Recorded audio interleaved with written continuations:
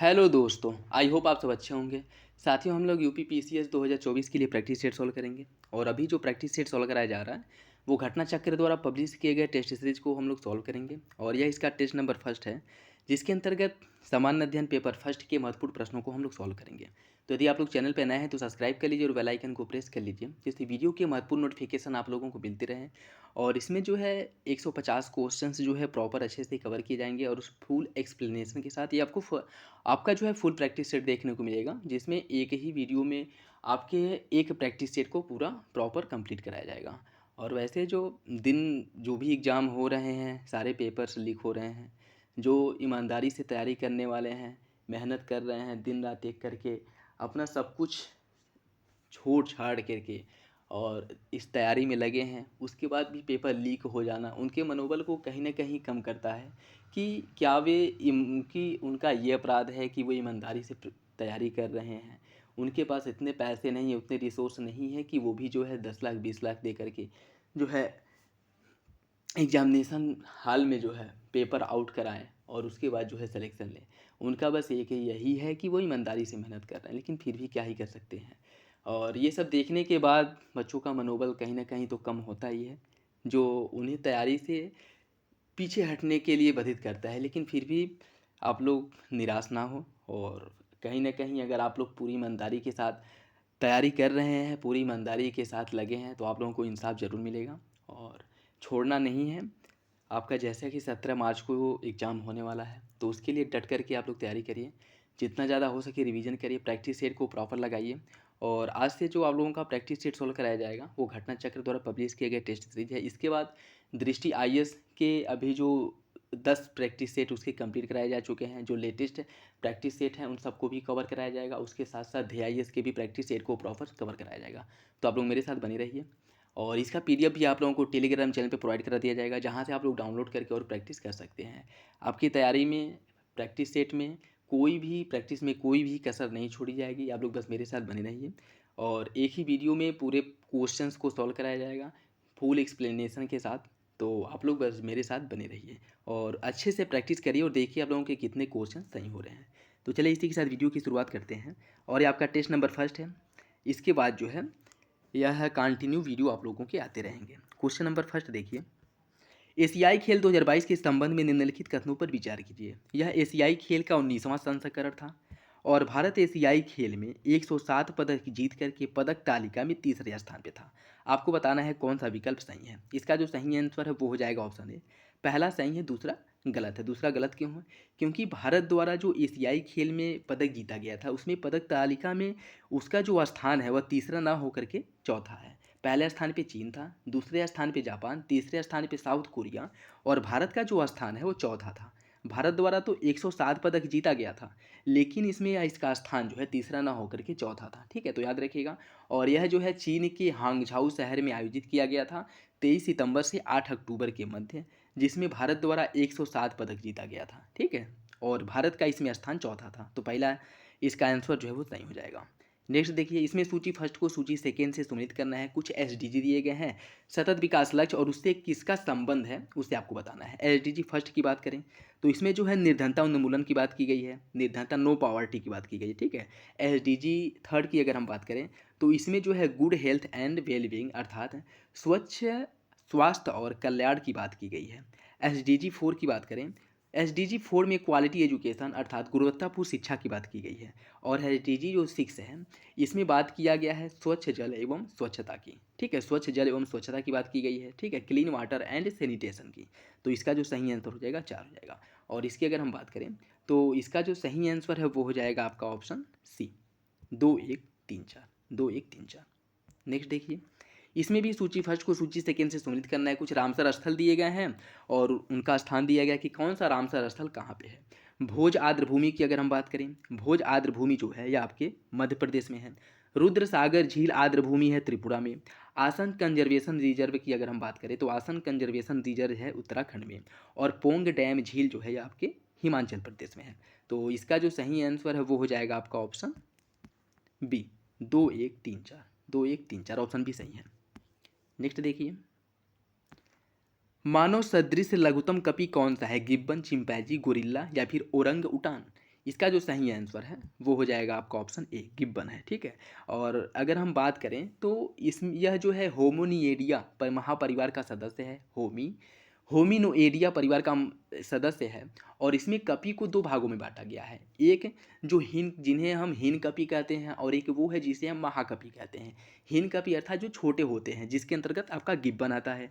और दूसरा वो है जो जिन्हें हम महाकपी कहते हैं, जिनका आकार बड़ा होता है, अर्थात वो मानव सदृश होते हैं। और इसके अंतर्गत जैसे चिंपैंजी हो गया, गोरिल्ला हो गया, ओरंग उटान हो गया और मनुष्य, ये सभी किसके अंतर्गत आते हैं? ये सभी जो है महाकपी या जो बड़े आकार के कपी हैं उसके अंतर्गत आते हैं। ठीक है। और गिब्बन जो है यह लघुतम कपी के अंतर्गत आता है। तो याद रखिएगा, ये भी इंपॉर्टेंट है। ऑप्शन ए आपका सही हो जाएगा। नेक्स्ट देखिए, इसमें सूची फर्स्ट को सूची सेकेंड से सम्मिलित करना है। विटामिन्स की अगर हम बात करें तो इसमें कैरोटीन जो है यह एक प्रकार का विटामिन है।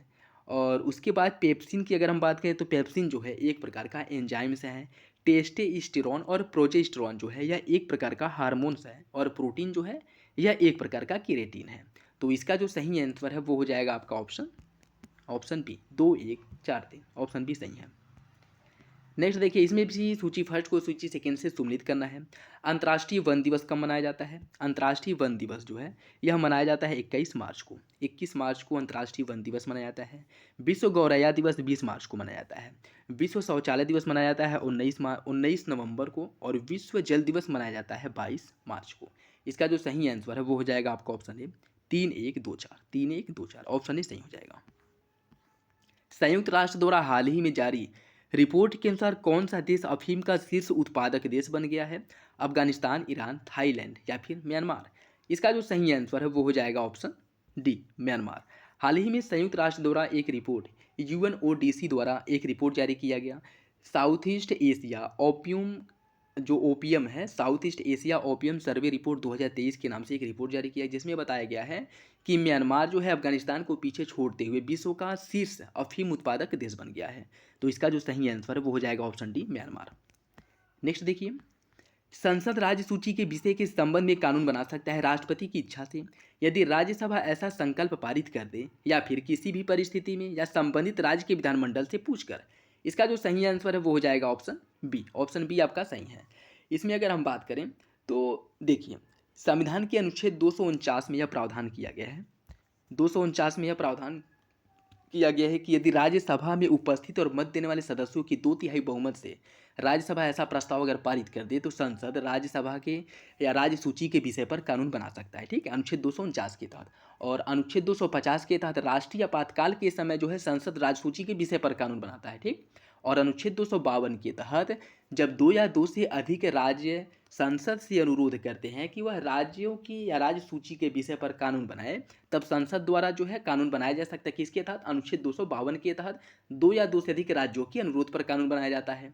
अनुच्छेद 253 के तहत अंतर्राष्ट्रीय शांति और समझौतों को लागू करने के लिए संसद राज्य सूची के विषय पर कानून बना सकता है। ठीक है, तो इसमें आप जो ये 4 अनुच्छेद हैं उनको याद रखिएगा। अनुच्छेद 249, जब राज्यसभा उपस्थित और मत देने वाले सदस्यों की 2/3 बहुमत से प्रस्ताव पारित कर दे तब संसद राज्य सूची के विषय पर कानून बनाएगा। 250 के तहत राष्ट्रीय आपातकाल की स्थिति में संसद राज्य सूची के विषय पर कानून बनाएगा। अनुच्छेद 252 के तहत 2 या 2 से अधिक राज्यों के अनुरोध पर संसद राज्य सूची के विषय पर कानून बनाएगा। और अनुच्छेद 253 के तहत अंतर्राष्ट्रीय शांति और समझौतों को लागू करने के लिए संसद राज्य सूची के विषय पर कानून बनाएगा। तो इसका जो सही आंसर है वो हो जाएगा आपका ऑप्शन बी। यदि 2 या 2 से अधिक राज्य ऐसा संकल्प पारित करते हैं तो संसद राज्य सूची के विषय पर कानून बनाएगा। संयुक्त सैन्याभ्यास डेजर्ट साइक्लोन 2024 भारत और किस देश के बीच अभ्यास हुआ था? सैन्याभ्यास है, किसके बीच हुआ था ये आपको बताना है। इसका सही आंसर जो है वो हो जाएगा ऑप्शन सी, यूएई, संयुक्त अरब अमीरात और भारत के बीच डेजर्ट साइक्लोन 2024 यह जो है युद्ध अभ्यास किया गया था। और यह इंपॉर्टेंट क्यों है? यह इंपॉर्टेंट इसलिए है कि यह पहला संस्करण है, यह पहली बार जो है भारत और यूएई के बीच होने वाला यह संयुक्त सैन्य अभ्यास है। ठीक है, तो यह हुआ कहाँ था? यह जो है आपके भारत में राजस्थान का जो फायरिंग रेंज महाजन फील्ड है वहाँ पर जो है भारत और यूएई के बीच में डेजर्ट साइक्लोन 2024 का आयोजन किया गया था, जो भारत और यूएई के बीच में हुआ था एक युद्ध अभ्यास। ऑप्शन सी इसका सही हो जाएगा। रुधिर वर्णिका ही अर्थात हीमोग्लोबिन के संबंध में निम्नलिखित में से कौन सा कथन सही है? इसमें लौह पाया जाता है, सही है। यह रक्त को लाल रंग प्रदान करता है, यह भी सही है। यह कुछ रोगों के प्रति प्रतिरक्षा प्रदान करता है, यह गलत है। और यह रक्त में ऑक्सीजन का वहन करता है, यह भी जो है इसका मुख्य कार्य है। तो इसका जो सही आंसर है वो हो जाएगा 1, 2 और 4। 1, 2, 4 इसका आंसर सही हो जाएगा, तीसरा गलत है। यह रोगों से प्रतिरक्षा प्रदान नहीं करता है। नेक्स्ट देखिए, इसमें सूची फर्स्ट को सूची सेकेंड से सुमिलित करना है। सूची फर्स्ट को सूची सेकेंड से इसमें सुमिलित करना है। इसमें अगर हम बात करें प्लेग की अगर हम बात करें तो प्लेग जो है यह होता है आपके किससे होता है? प्लेग होता है जीवाणु से। प्लेग होता है जीवाणु से। एड्स का जो मुख्य कारण है वो विषाणु है। और गंजापन का जो मुख्य कारण है वो है आपका कवक। और मलेरिया का जो मुख्य कारण है वो है प्रोटोजोआ। तो इसका जो सही आंसर है वो हो जाएगा आपका ऑप्शन डी, 4, 3, 2, 1। 4, 3, 2, 1। नेक्स्ट देखिए, निम्नलिखित में से कौन जैव अपघटनीय प्रदूषक है? कागज एस्बेस्टस, कागज पारा, पॉलीथीन एस्बेस्टस या फिर लकड़ी कागज सीवेज। इसका जो सही आंसर है वो हो जाएगा ऑप्शन डी, लकड़ी कागज और सीवेज। यह सभी जो है क्या है, यह जैसे वे प्रदूषक हैं जो अपघटित हो जाएंगे। बाकी अन्य जो दिए गए हैं उन्हें अपघटन होने में कहीं ना कहीं परेशानी प्रॉब्लम होगी और वह उनका अपघटन नहीं हो सकता है। लेकिन जैसे कागज हो गया, लकड़ी हो गया, सीवेज हो गया, इनका जो है अपघटन किया जा सकता है। ठीक है, तो सही आंसर हो जाएगा आपका ऑप्शन डी। नेक्स्ट देखिए, इसमें सूची फर्स्ट को सूची सेकंड से सुमिलित करना है। कुछ रामसर स्थल दिए गए हैं और उसमें जो है आपके स्थान दिए गए उससे सुमिलित करना है। समसपुर पक्षी विहार यह आपके उत्तर प्रदेश में है। कुथनकुलम यह आपके कहीं कहीं कुंडलकुलम देखने को मिलेगा। ठीक है, कुंडलकुलम पक्षी अभ्यारण्य यह तमिलनाडु राज्य में है। सिरपुर आर्द्रभूमि की अगर हम बात करें तो यह आपके मध्य प्रदेश में है। और पाला आर्द्रभूमि है मिजोरम में। तो इसका सही आंसर क्या हो जाएगा? 1, 2, 3, 4। 1, 2, 3, 4 इसका सही आंसर हो जाएगा ऑप्शन ए, 1, 2, 3, 4 ऑप्शन ए सही है। नेक्स्ट देखिए, यूएस ओपन टेनिस 2023 के संदर्भ में निम्नलिखित कथनों पर विचार कीजिए। महिला एकल का खिताब कोको गाउफा ने अन्ना डोलिनिका को पराजित करके जीता। पुरुष युगल का खिताब यूएसए के पुरुष जो युगल है इसका खिताब अमेरिका के राजीव राम और ब्रिटेन के जो सैलिसबरी ने जीता था। आपको बताना है कौन सा विकल्प सही है। इसका जो सही आंसर है वो हो जाएगा ऑप्शन बी, दूसरा सही है, पहला गलत है। इसमें अगर हम बात करें महिला एकल का जो खिताब है वह किसके द्वारा जीता गया था? तो यह जो है कोको गाफा द्वारा जीता गया था। लेकिन इसमें जो पराजित किया गया था वह अन्ना डोनिलीना को पराजित नहीं किया गया था, बल्कि एरिना सबालंका को पराजित करके यह यूएस ओपन टेनिस का खिताब, महिला एकल का जो खिताब है वह कोको गाफा ने जीत लिया था। और पुरुष एकल का जो खिताब है वह नोवाक जोकोविक जो सर्बिया के खिलाड़ी हैं इन्होंने डैनियल मेदवेदेव को पराजित करके जीता था जो रूस के हैं। और इसमें महिला एकल का खिताब कोको गाफा ने जीता था एरिना सबालंका को पराजित करके।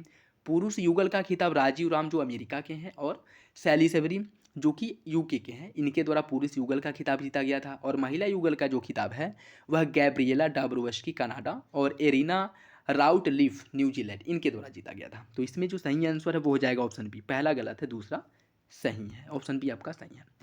नेक्स्ट देखिए, इसमें सूची फर्स्ट को सूची सेकेंड से सुमिलित करना है। कुछ जो है इसमें अधिनियम दिए गए हैं और उसमें कौन से प्रावधान किए गए थे, क्या बदलाव किए गए थे, उससे आपको सुमिलित करना है। अगर हम बात करें नियामक अधिनियम 1773 इसके द्वारा क्या किया गया था? तो सुप्रीम कोर्ट की जो स्थापना है 1773 के रेगुलेटिंग एक्ट द्वारा भारत में सुप्रीम कोर्ट की स्थापना की गई थी। कब? 1774 ईस्वी में। कहाँ पे की गई थी? कोलकाता में की गई थी। नियंत्रण परिषद की जो स्थापना की गई थी वह किसके द्वारा की गई थी? तो इसकी जो स्थापना है वह पिट्स इंडिया एक्ट 1784 द्वारा नियंत्रण परिषद की स्थापना की गई थी। और इंग्लिश मिशनरियों का जो भारत में कार्य करने की अनुमति दी गई थी वह चार्टर एक्ट 1813 के द्वारा जो ईसाई मिशनरी हैं उन्हें भारत में कार्य करने की अनुमति दी गई थी। और गवर्नर जनरल की परिषद में कानूनी सदस्य की जो नियुक्ति की गई थी वो चार्टर एक्ट 1833 के द्वारा किया गया था। किसके द्वारा किया गया था? चार्टर एक्ट 1833 द्वारा। और इसमें जो पहले कानूनी सदस्य के रूप में जिसकी नियुक्ति की गई थी वो था मैकाले था। ठीक है, तो ये भी याद रखिएगा, इंपॉर्टेंट है। तो इसका जो सही आंसर है वो हो जाएगा ए का 2 हो जाएगा। और सॉरी, इसका सही नियंत्रण परिषद की जो स्थापना पिट्स इंडिया एक्ट द्वारा, सर्वोच्च न्यायालय की स्थापना 1773 के रेगुलेटिंग एक्ट द्वारा, ईसाई मिशनरियों की भारत में प्रवेश 1813 और गवर्नर जनरल की परिषद में कानूनी सदस्य की नियुक्ति 1833। ठीक है, ए का 2, बी का फर्स्ट, सी का 3 और डी का 4। ए का 2 इसका सही आंसर हो जाएगा ऑप्शन बी। ठीक है, नेक्स्ट देखिए, निम्नलिखित में से कौन सा एक युग में सही सुमिलित है? संविधान का दूसरा भाग मौलिक अधिकार, संविधान का तीसरा भाग नागरिकता, संविधान का चौथा भाग 4 क मौलिक कर्तव्य और संविधान का भाग 5 राज्य का नीति नहीं दे सकता। तो इसका जो सही आंसर है वो हो जाएगा ऑप्शन सी। संविधान के भाग 4 क में मौलिक कर्तव्यों का उल्लेख किया गया है। संविधान के भाग 4 में मौलिक कर्तव्यों का उल्लेख किया गया है, ठीक है। और इसमें देखिए, अगर हम बात करें भाग 2 की, भाग 2 में नागरिकता का प्रावधान किया गया है, भाग 3 मौलिक अधिकारों से संबंधित है, और संविधान के भाग 5 में संघ से संबंधित जो नियम है उसे भाग 5 में इसका प्रावधान किया गया है, और भाग 4 क में मौलिक कर्तव्यों का उल्लेख किया गया है। तो सही आंसर इसका हो जाएगा ऑप्शन सी। निम्नलिखित में से कौन सा विकल्प गलत है? नेशनल ग्रीन ट्रिब्यूनल एनजीटी का गठन 2011 में किया गया था। भारत में पर्यावरण संरक्षण अधिनियम 1986 में पारित किया गया था। आपको बताना है कौन सा विकल्प सही है। इसका सही आंसर हो जाएगा ऑप्शन सी। दूसरा सही है, पहला गलत है। अगर एनजीटी की हम बात करें, एनजीटी का जो गठन किया गया था 2010 में किया गया था, न कि 2011 में, ठीक है। तो इसका गठन 2011 में नहीं 2010 में हुआ था, और पर्यावरण संरक्षण अधिनियम 1986 में पारित किया गया था। तो दूसरा सही हो जाएगा, पहला गलत हो जाएगा। भारत में जैव विविधता के तप्त स्थल कौन से हैं, ये आपको बताना है। इसका जो सही आंसर है वो हो जाएगा ऑप्शन बी, पूर्वी हिमालय और पश्चिमी। टोटल विश्व में अगर हम बात करें तो वैश्विक स्तर पे टोटल 36 हॉट स्पॉट हैं। 36 हॉट स्पॉट हैं, जिसमें से 4 भारत में हैं। भारत में कौन कौन से? पूरा हिमालयी क्षेत्र, उस पश्चिमी घाट हो गया, और आपका जो इंडो वर्मा वाला क्षेत्र हो गया, और उसके बाद जो है आपका सुंडा लैंड वाला जो क्षेत्र है, यह भारत के 4 हॉट स्पॉट हैं, ठीक है, जिसमें से 2 आपके पूर्वी हिमालय और पश्चिमी घाट हैं। तो सही आंसर हो जाएगा ऑप्शन बी। और वैश्विक स्तर पर याद रखिए कि वैश्विक स्तर पे जो हॉट स्पॉटों की संख्या है वो 36 है। नेक्स्ट देखिए, इसमें भी सूची फर्स्ट को सूची सेकेंड से सम्मिलित करना है। भारत के नियंत्रक एवं महालेखा परीक्षक, इसकी जो प्रावधान किया गया है, इसका जो बात किया गया है, उसका वर्णन आपको अनुच्छेद 148 में देखने को मिलेगा। अंतर्राज्यीय परिषद का गठन करने की बात की गई अनुच्छेद 263 में। प्रशासनिक अधिकरण का जो प्रावधान अनुच्छेद 323 सब क्लॉज ए में प्रशासनिक अधिकरण का उल्लेख किया गया है। संघ लोक सेवा आयोग का जो उल्लेख है अनुच्छेद 315 में किया गया है। तो इसका जो सही आंसर है वो क्या हो जाएगा? ए का 3, बी का 2 और सी का 4, डी का फर्स्ट। ऑप्शन ही आपका सही हो जाएगा। नेक्स्ट देखिए, निम्नलिखित में से कौन सा शब्द भारतीय संविधान की प्रस्तावना में उल्लिखित नहीं है? संप्रभुता, लोकतंत्रात्मक, पंथ निरपेक्ष या फिर संघीय। देखिए, इसका जो सही आंसर है वो हो जाएगा ऑप्शन डी। देखिए, घुमा फिरा कर जो अगर बात करें तो इसका प्रस्तावना में एक क्रम जो है वह आपके आर में पूछा था, ठीक है, जो कि इसका जो क्रम है वो क्या होगा। जैसे समाजवादी, धर्मनिरपेक्ष, लोकतांत्रिक, गणराज्य, यह जो है इसका क्रम पूछा था, ठीक। तो यह क्वेश्चन जो है ऐसे बनते रहते हैं। तो आप लोगों का अगर जो बेसिक कॉन्सेप्ट है वो अगर क्लियर है तो क्वेश्चंस कैसे भी तोड़ मरोड़ करके पूछे, आप लोग क्वेश्चंस को सॉल्व करने के लिए एलिजिबल रहेंगे। तो कोशिश करिए कि उसका जो बेसिक है वो क्लियर करिए, आपके जो कॉन्सेप्ट है वो क्लियर हो, ठीक है। तो इसमें अगर हम बात करें तो भारतीय संविधान की प्रस्तावना में संघीय शब्द का उल्लेख नहीं किया गया है। प्रस्तावना में संप्रभुता, लोकतंत्रात्मक और पंथ निरपेक्ष इन शब्दों का उल्लेख आपको मिलेगा, लेकिन संघीय शब्द का उल्लेख नहीं मिलेगा। संघीय शब्द या संघ का जो उल्लेख किया गया है उस संविधान के अनुच्छेद आर्टिकल फर्स्ट में जो है संघ का उल्लेख किया गया, ठीक है। प्रस्तावना में इसका उल्लेख नहीं मिलता है। तो सही आंसर हो जाएगा ऑप्शन डी। नेक्स्ट देखिए, निम्नलिखित युग्मों में से कौन सा एक सही सुमेलित नहीं है? ट्राइफेड 1987, एक मार्ग संबंधी एक्ट 1937, राष्ट्रीय कृषि विपणन संस्थान 1986, खाद्य मिलावट निरोधक कानून 1954। आपको बताना है कौन सा विकल्प गलत है। इसका जो सही आंसर है वो हो जाएगा ऑप्शन सी, राष्ट्रीय कृषि विपणन संस्थान। इसकी जो स्थापना है 1986 में नहीं, इसकी स्थापना किया गया था कब? 1988 में। 1988 में इसकी स्थापना की गई थी, यानी जो विकल्प है वो आपके सही सुमेलित है। तो याद रखिएगा, इसका सही आंसर हो जाएगा ऑप्शन सी। जैवभार का पिरामिड किस पारिस्थितिक तंत्र में सीधा बनता है? स्थलीय पारिस्थितिक तंत्र, जलीय पारिस्थितिक तंत्र, ए और बी दोनों, या फिर बायोनॉमिक्स। इसका जो सही आंसर है वो हो जाएगा आपका ऑप्शन ए। स्थलीय पारिस्थितिक तंत्र में जो पिरामिड है जैवभार का वह हमेशा सीधा बनता है, ठीक है। और जलीय पारिस्थितिक तंत्र की अगर हम बात करें, जलीय पारिस्थितिक तंत्र में जैवभार का पिरामिड कैसा बनता है? उल्टा बनता है। और बायोनॉमिक्स, इसका इससे कोई संबंध नहीं है, ठीक। तो याद रखिएगा, इसका सही आंसर हो जाएगा ऑप्शन ए। निम्नलिखित में से किसे मेगा डाइवर्स देश के रूप में नहीं जाना जाता है? ऑस्ट्रेलिया, भारत, पेरू या फिर नेपाल। इसका जो सही आंसर है वो हो जाएगा ऑप्शन डी। नेपाल को मेगा डाइवर्स देश के रूप में नहीं जाना जाता है। वैश्विक स्तर पर अगर हम बात करें तो विश्व में 17 देश ऐसे हैं जिन्हें मेगा डाइवर्स देश या कंट्री के रूप में सूचीबद्ध किया गया है, उन्हें उसकी मान्यता दी गई, जिसमें से भारत भी एक है। और इन 17 देशों में आपका ऑस्ट्रेलिया है, भारत है, पेरू है, लेकिन इसमें नेपाल शामिल नहीं है। तो सही आंसर हो जाएगा ऑप्शन डी। पिछौला झील किस राज्य में स्थित है? इसका जो सही आंसर है वो हो जाएगा ऑप्शन सी। पिछौला झील जो है आपके राजस्थान राज्य में स्थित है। राजस्थान के उदयपुर में पिछौला झील स्थित है। ठीक है, राजस्थान के उदयपुर में पिछौला झील है, तो सही आंसर हो जाएगा ऑप्शन सी। नेक्स्ट देखिए, निम्नलिखित में से कौन सा भारत में भाषा के आधार पर बनने वाला पहला राज्य था? इसका सही आंसर हो जाएगा ऑप्शन सी, आंध्र प्रदेश, जिसका गठन कब किया गया था? 1953 में इसका गठन किया गया था। और इसके गठन के बाद जो है 1956 ईस्वी में राज्य पुनर्गठन अधिनियम जो है इसका गठन किया गया था। ठीक है, तो सही आंसर क्या हो जाएगा? Option C. निम्नलिखित में से कौन भारतीय संविधान के अंतर्गत मौलिक कर्तव्य में शामिल नहीं है? देश की रक्षा करना, राष्ट्र की सेवा करना, हमारी सामाजिक संस्कृति की गौरवशाली परंपरा का महत्व समझना और उसका परिरक्षण करना, ग्राम पंचायतों के गठन में सहायता करना, या फिर सार्वजनिक संपत्ति को सुरक्षित रखना और हिंसा से दूर रहना। इसका जो सही आंसर हो जाएगा ऑप्शन सी, ग्राम पंचायतों का गठन। यह जो आपके डीपीएसपी नीति निर्देशक तत्व में देखने को मिलेगा, अनुच्छेद 40 में जो है ग्राम पंचायतों के गठन की बात की गई है। अन्य सभी जो दिए गए हैं वो सभी आपके मौलिक कर्तव्य हैं, तो याद रखिएगा, इंपॉर्टेंट है। नेक्स्ट देखिए, क्योटो प्रोटोकॉल का संबंध किससे है? जल प्रदूषण, वायु प्रदूषण, जलवायु परिवर्तन, या फिर ओजोन क्षरण। इसका जो सही आंसर वो हो जाएगा ऑप्शन सी, जलवायु परिवर्तन। कहीं कहीं क्योटो प्रोटोकॉल, और यह कब किया गया था? क्योटो प्रोटोकॉल की अगर हम बात करें तो 1997 जापान के क्योटो शहर में इसका आयोजन किया गया था। और यह मुख्य रूप से जलवायु परिवर्तन, और इसमें अगर हम बात करें जो बेसिकली जिस पे मुख्य रूप से फोकस किया गया था वो जीएचजी, ग्रीन हाउस गैसों के उत्सर्जन में कमी की बात की गई थी। और इसका जो सीधा संबंध किससे है? जलवायु परिवर्तन से है। ठीक है, तो इसमें सीधे न पूछ करके, डायरेक्ट न पूछ करके इनडायरेक्ट पूछा है। ठीक, इसका जो संबंध है क्योटो प्रोटोकॉल का जलवायु परिवर्तन से है। और कहीं कहीं आप लोगों को ग्रीन हाउस गैसों के उत्सर्जन में कमी की देखने को भी मिल जाएगा, वो भी अगर ऑप्शन में रहे तो आप उसे भी टिक करेंगे। ठीक है, तो सही आंसर क्या हो जाएगा? ऑप्शन सी, जलवायु परिवर्तन। परमाणु जिनमें प्रोटॉन की संख्या समान परंतु न्यूट्रॉनों की संख्या भिन्न होती है, उन्हें क्या कहा जाता है? उन्हें समस्थानिक कहते हैं। ऑप्शन डी सही हो जाएगा। नेक्स्ट देखिए, उत्तर प्रदेश में एक जनपद एक उत्पाद योजना के आधार पर निम्नलिखित उम्मों में से कौन सा एक सुमिलित नहीं है? बस्ती का है काष्ठ शिल्प, प्रयागराज का मुंज उत्पाद, बुलंदशहर का कांच उत्पाद, महाराजगंज का फर्नीचर। आपको बताना है कौन सा विकल्प सही है। इसका जो सही आंसर है वो हो जाएगा ऑप्शन सी, बुलंदशहर की अगर हम बात करें तो चीनी मिट्टी के बर्तन यहाँ जो है एक जिला एक उत्पाद के अंतर्गत शामिल किया गया। ठीक है, चीनी मिट्टी का बर्तन। ठीक, अन्य बस्ती में आपका काष्ठ शिल्प है, प्रयागराज का मुंज उत्पाद है, बुलंदशहर का चीनी मिट्टी के बर्तन, और महाराजगंज का जो है फर्नीचर। तो इसका सही आंसर हो जाएगा ऑप्शन सी।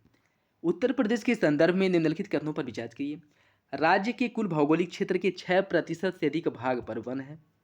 उत्तर प्रदेश का न्यूनतम वनावरण वाला जो जिला है भदोही, जिन्हें संत रविदास नगर के नाम से भी जाना जाता है। तो इसका बताना है आपको कौन सा विकल्प सही है। इसका जो सही आंसर है वो हो जाएगा ऑप्शन सी, दोनों विकल्प आपके सही हैं। अगर हम बात करें उत्तर प्रदेश के कुल भौगोलिक के 6.15% पर वनावरण है, और अगर यूपी के कुल वृक्षावरण और वनावरण की बात करें तो यह जो है 9.23% है। ठीक है, और सबसे कम जो वनावरण है वो आपके भदोही राज्य में है। तो सही आंसर क्या हो जाएगा? ऑप्शन सी।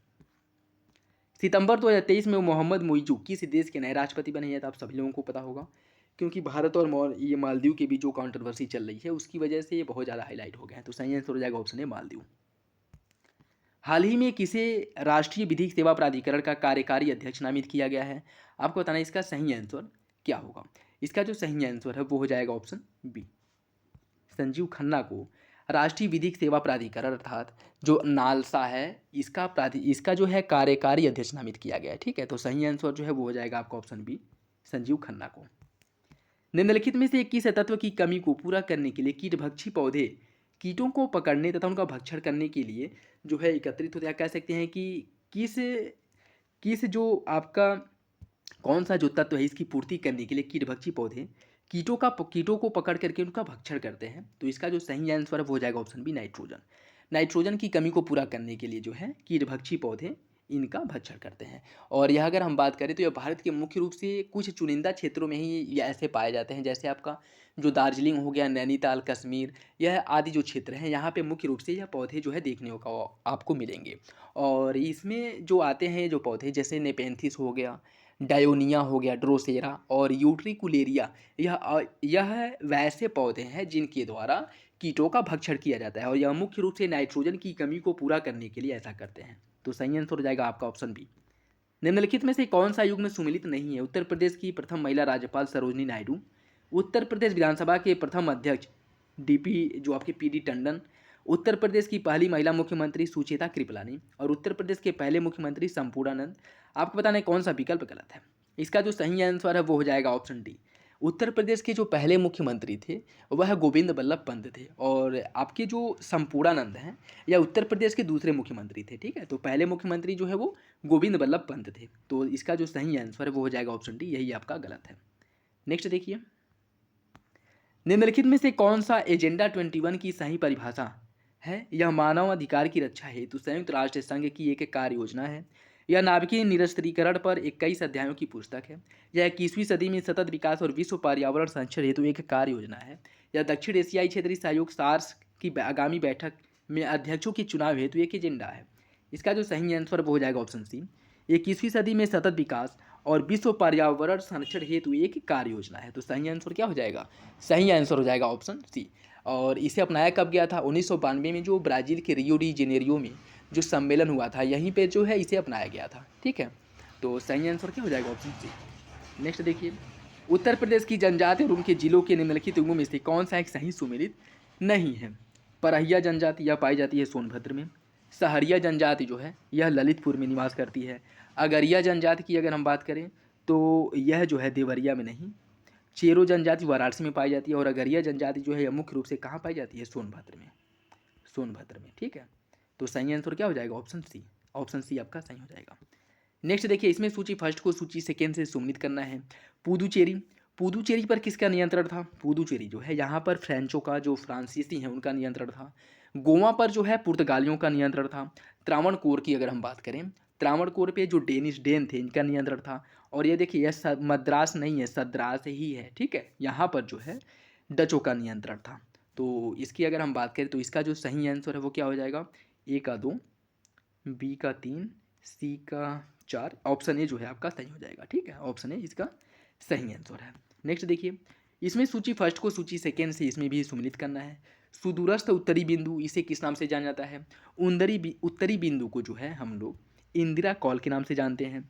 पश्चिमी बिंदु, पश्चिमी बिंदु को गुहर मोता, जो आपके गुजरात राज्य में है, या आपके भारत का जो पश्चिमी बिंदु है गुहर मोता है, जो कि गुजरात में स्थित है। और दक्षिणी बिंदु जो है वो है आपका इंदिरा पॉइंट, और पूर्वी बिंदु जो है किबीथू है, और किबीथू जो है आपके अरुणाचल प्रदेश में है। तो इसका जो सही आंसर है वो क्या हो जाएगा? ए का 3,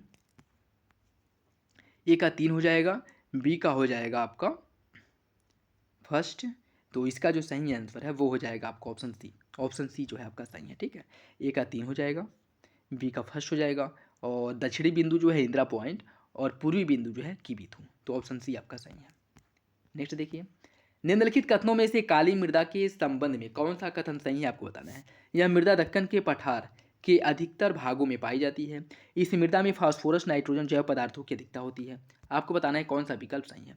इसका जो सही आंसर है वो हो जाएगा ऑप्शन पहला सही है, दूसरा गलत है। इसमें फास्फोरस, नाइट्रोजन और जैव पदार्थ जो है इनकी कमी पाई जाती है। ठीक है, तो पहला सही है, दूसरा आपका पहला सही है, दूसरा गलत हो जाएगा। ऑप्शन ए सही है।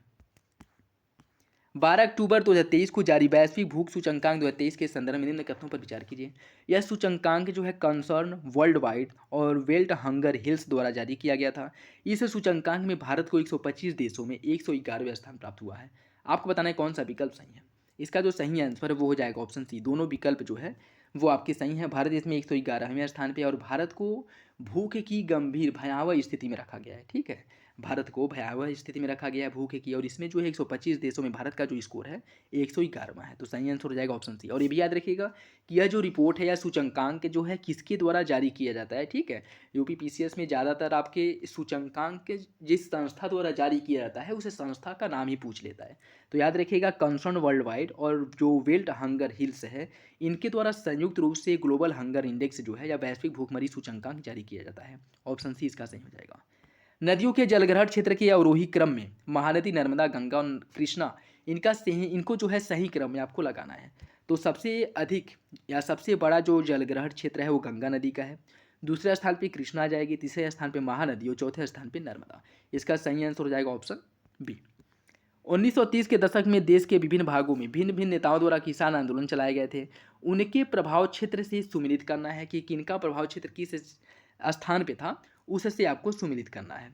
तो इसमें अगर हम बात करें, स्वामी शाहजानंद सरस्वती, इनका जो संबंध था वो बिहार से था।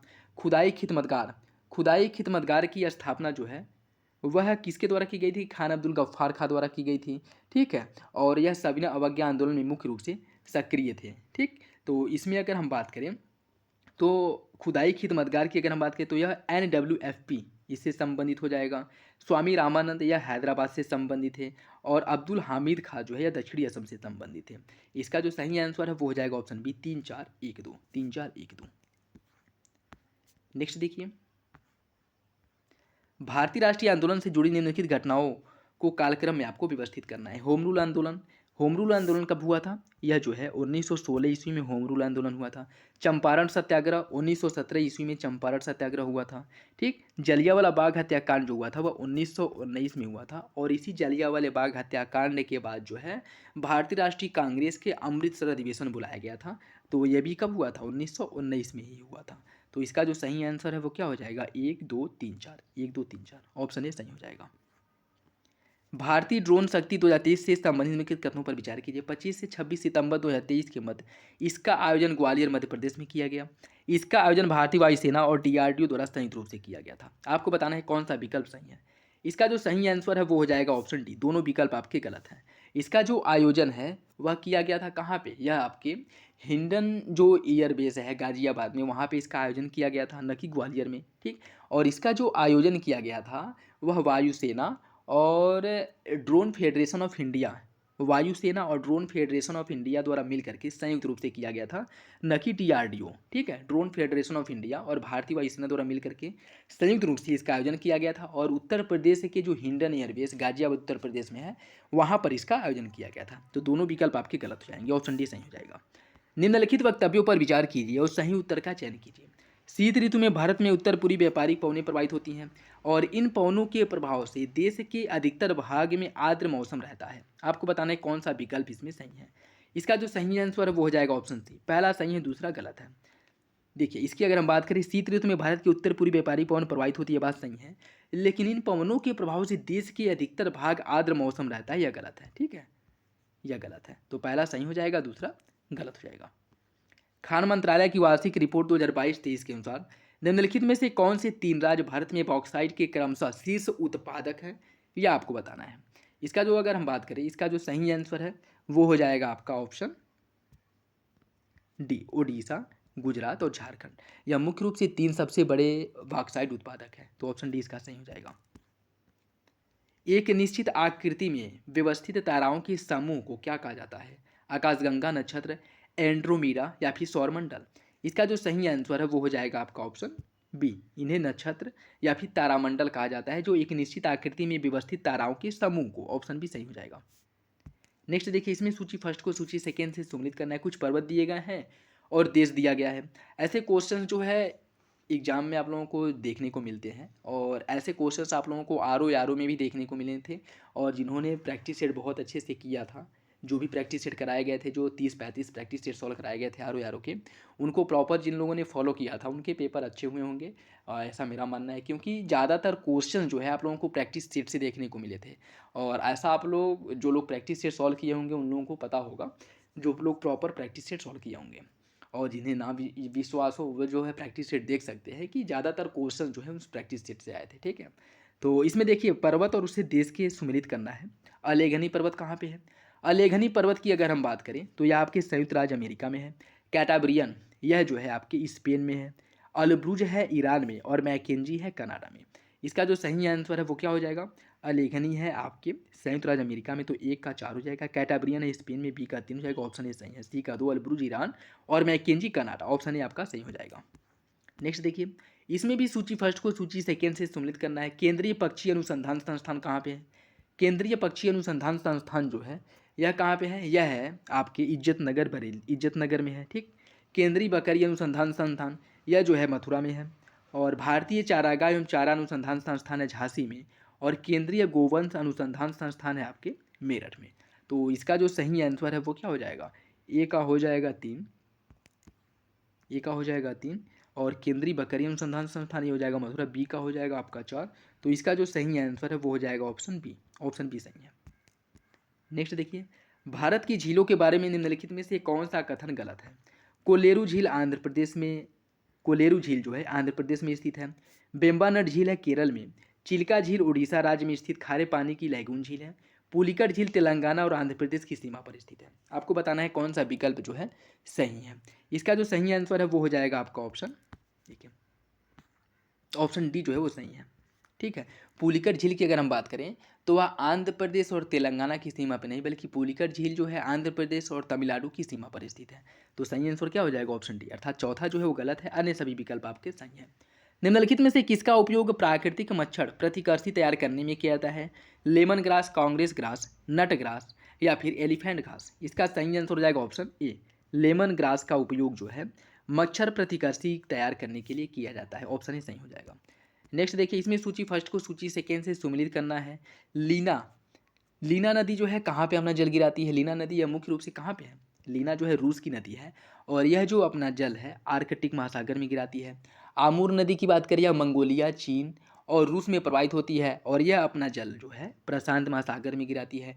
टिगरिस नदी यह टर्की, सीरिया और इराक में प्रवाहित होती है और यह जो है अपना जल फारस की खाड़ी में गिराती है। और माही नदी जो है जो आपके मुख्य रूप से राजस्थान, गुजरात और मध्य प्रदेश में प्रवाहित होती है और यह जो अपना जल है अरब सागर में गिराती है। तो इसका जो सही आंसर है वो हो जाएगा आपका ऑप्शन ए, 2 4 1 3। ऑप्शन ए सही हो जाएगा। निम्नलिखित कथनों में से कौन सा कथन सही है? चीन विश्व में अग्रणी कोयला उत्पादक है। यूक्रेन में डोनेटस या डोनेटस के बेसिन जो है कोयला उत्पादन के लिए प्रसिद्ध है। जर्मनी का सार क्षेत्र प्रमुख कोयला उत्पादक है और अमेरिका का जो मुख्य कोयला उत्पादक क्षेत्र है वो अपलेशियन क्षेत्र है। आपको बताना है कौन सा विकल्प सही है। इसका जो सही आंसर है वो हो जाएगा ऑप्शन डी, सभी विकल्प जो है वो सही है। नेक्स्ट देखिए, कुछ हड़प्पाई स्थल दिए गए हैं और उनसे संबंधित नदी दी गई है। दधेरी जो आपके हरियाणा में है, यह क्या है? दधेरी जो है यह एक पर्वतीय हड़प्पाई स्थल है। दधेरी एक पर्वतीय हड़प्पाई स्थल है। लोथल की अगर हम बात करें, यह गुजरात में है और यह जो है भोगवा नदी के तट पर स्थित है। दायमाबाद महाराष्ट्र में है और यह प्रवरा नदी के तट पर स्थित है। ठीक है, प्रवरा नदी के तट पर स्थित, याद रखिएगा।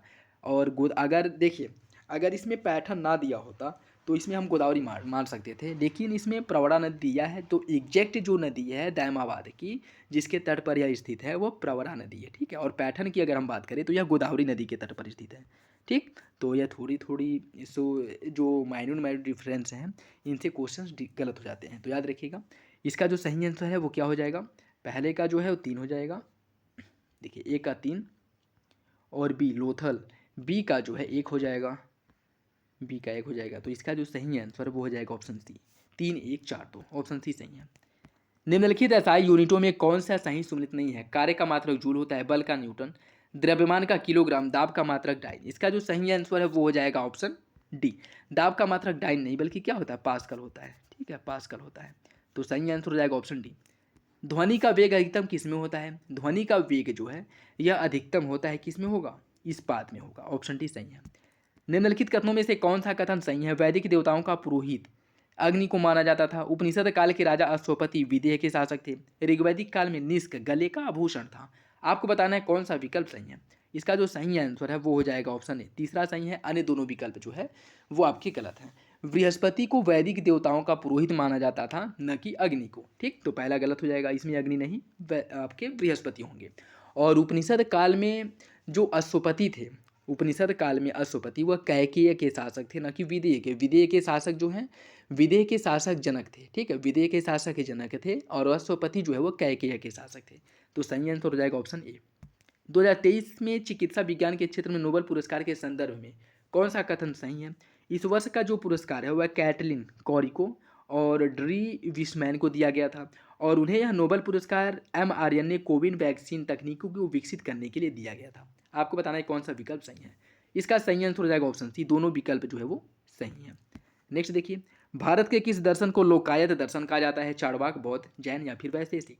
इसका जो सही आंसर है वो हो जाएगा ऑप्शन ए, चार्वाक दर्शन को लोकायत दर्शन के नाम से जाना जाता है। ऑप्शन ए सही है। रुद्रदमन का जूनागढ़ अभिलेख किस भाषा में लिखा गया है? प्राकृत, अर्धमागधी, संस्कृत या फिर अपभ्रंश?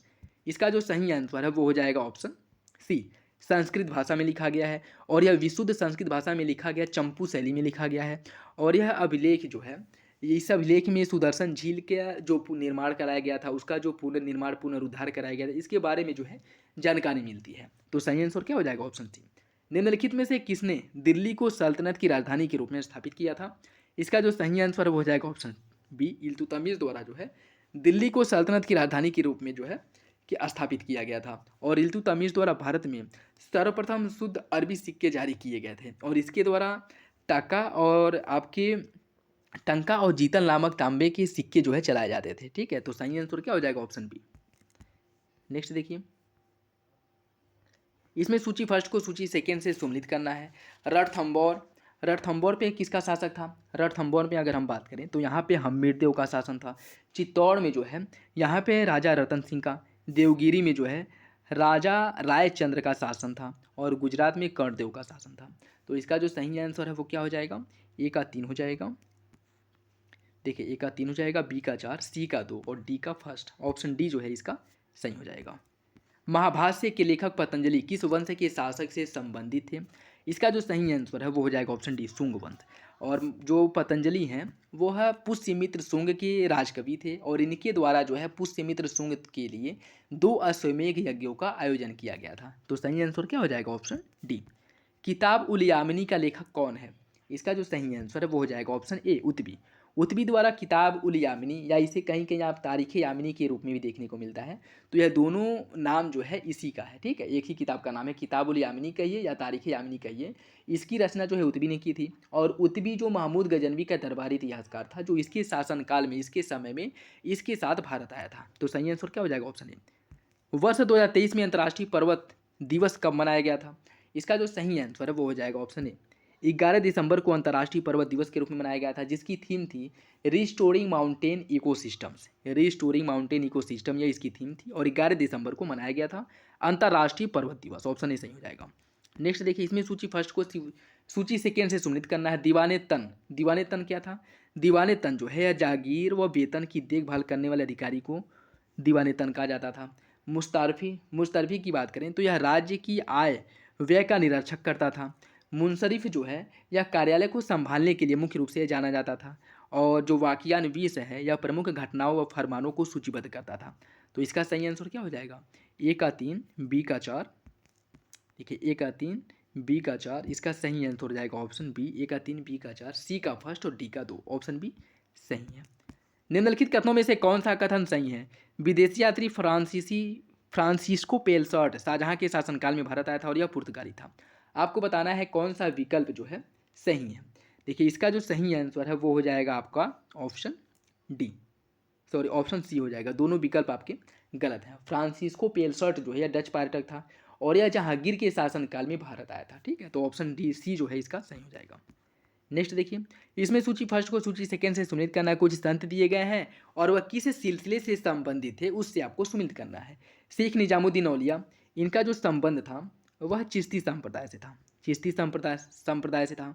शेख अहमद सरहिंदी का संबंध था नक्शबंदी संप्रदाय से।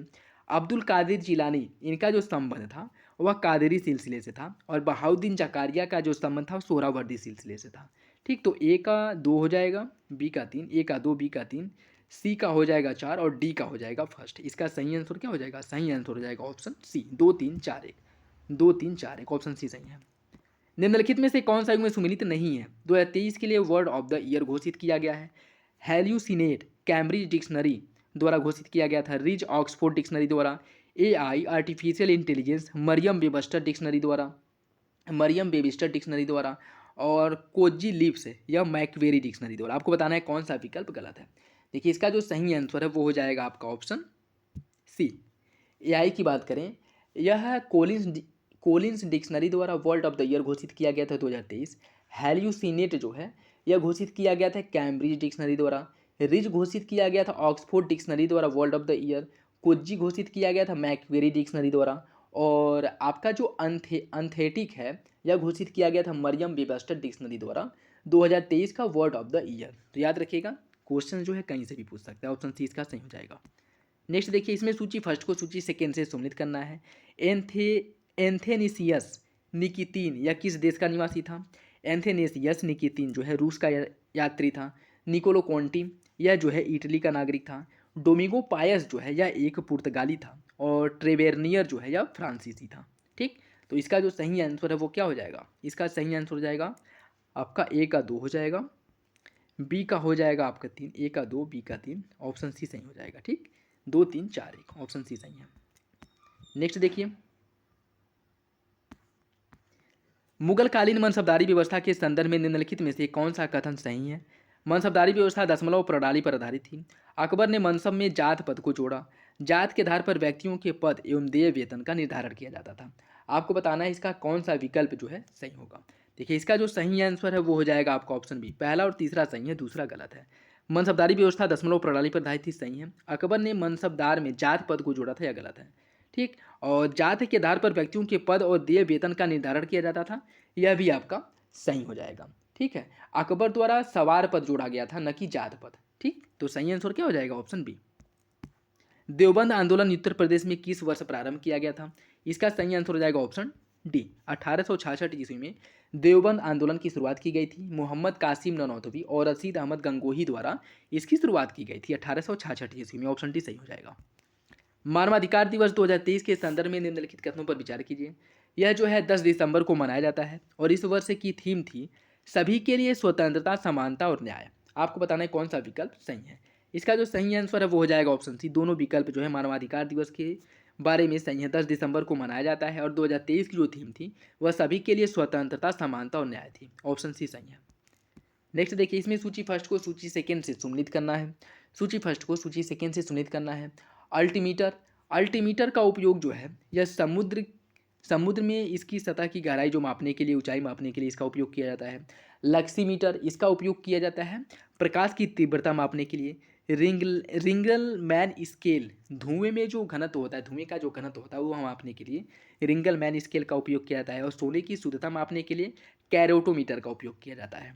तो इसका जो सही आंसर है वो क्या हो जाएगा, 1 2 3 4, 1 2 3 4, ऑप्शन डी सही है। ऑप्शन डी सही हो जाएगा। यदि कोई वैज्ञानिक प्रयोगशाला में परिवेश ताप 273 केल्विन पड़ता है तो डॉक्टर के थर्मामीटर में पठन क्या होगा, यह आपको बताना है। इसका जो सही आंसर है वो हो जाएगा option B, 32 degree Fahrenheit. Option B सही हो जाएगा। नेक्स्ट देखिए, साबुन के बुलबुले में रंगों का बनना किस प्रकाशिक घटना का उदाहरण है।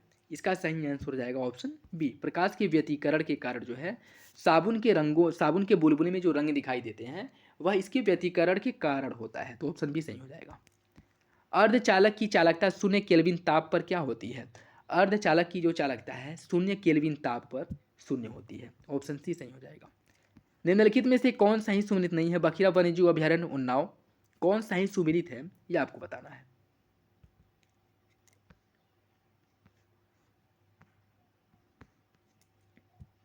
देखिए, बखिरा वन्यजीव विहार उन्नाव गलत है। ओखला, ललितपुर, सांडी, हरदोई, आपका ऑप्शन सी जो है वो सही हो जाएगा।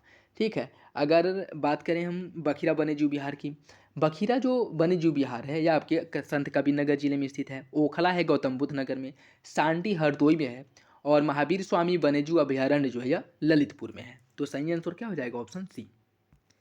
परिणामित्र या ट्रांसफार्मर का उपयोग किया जाता है निम्न प्रत्यावर्ती वोल्ट को उच्च वोल्टता में परिवर्तित करने के लिए। दिष्ट धारा डीसी को प्रत्यावर्ती धारा एसी में परिवर्तित करने के लिए। आपको बताना है कौन सा विकल्प सही है।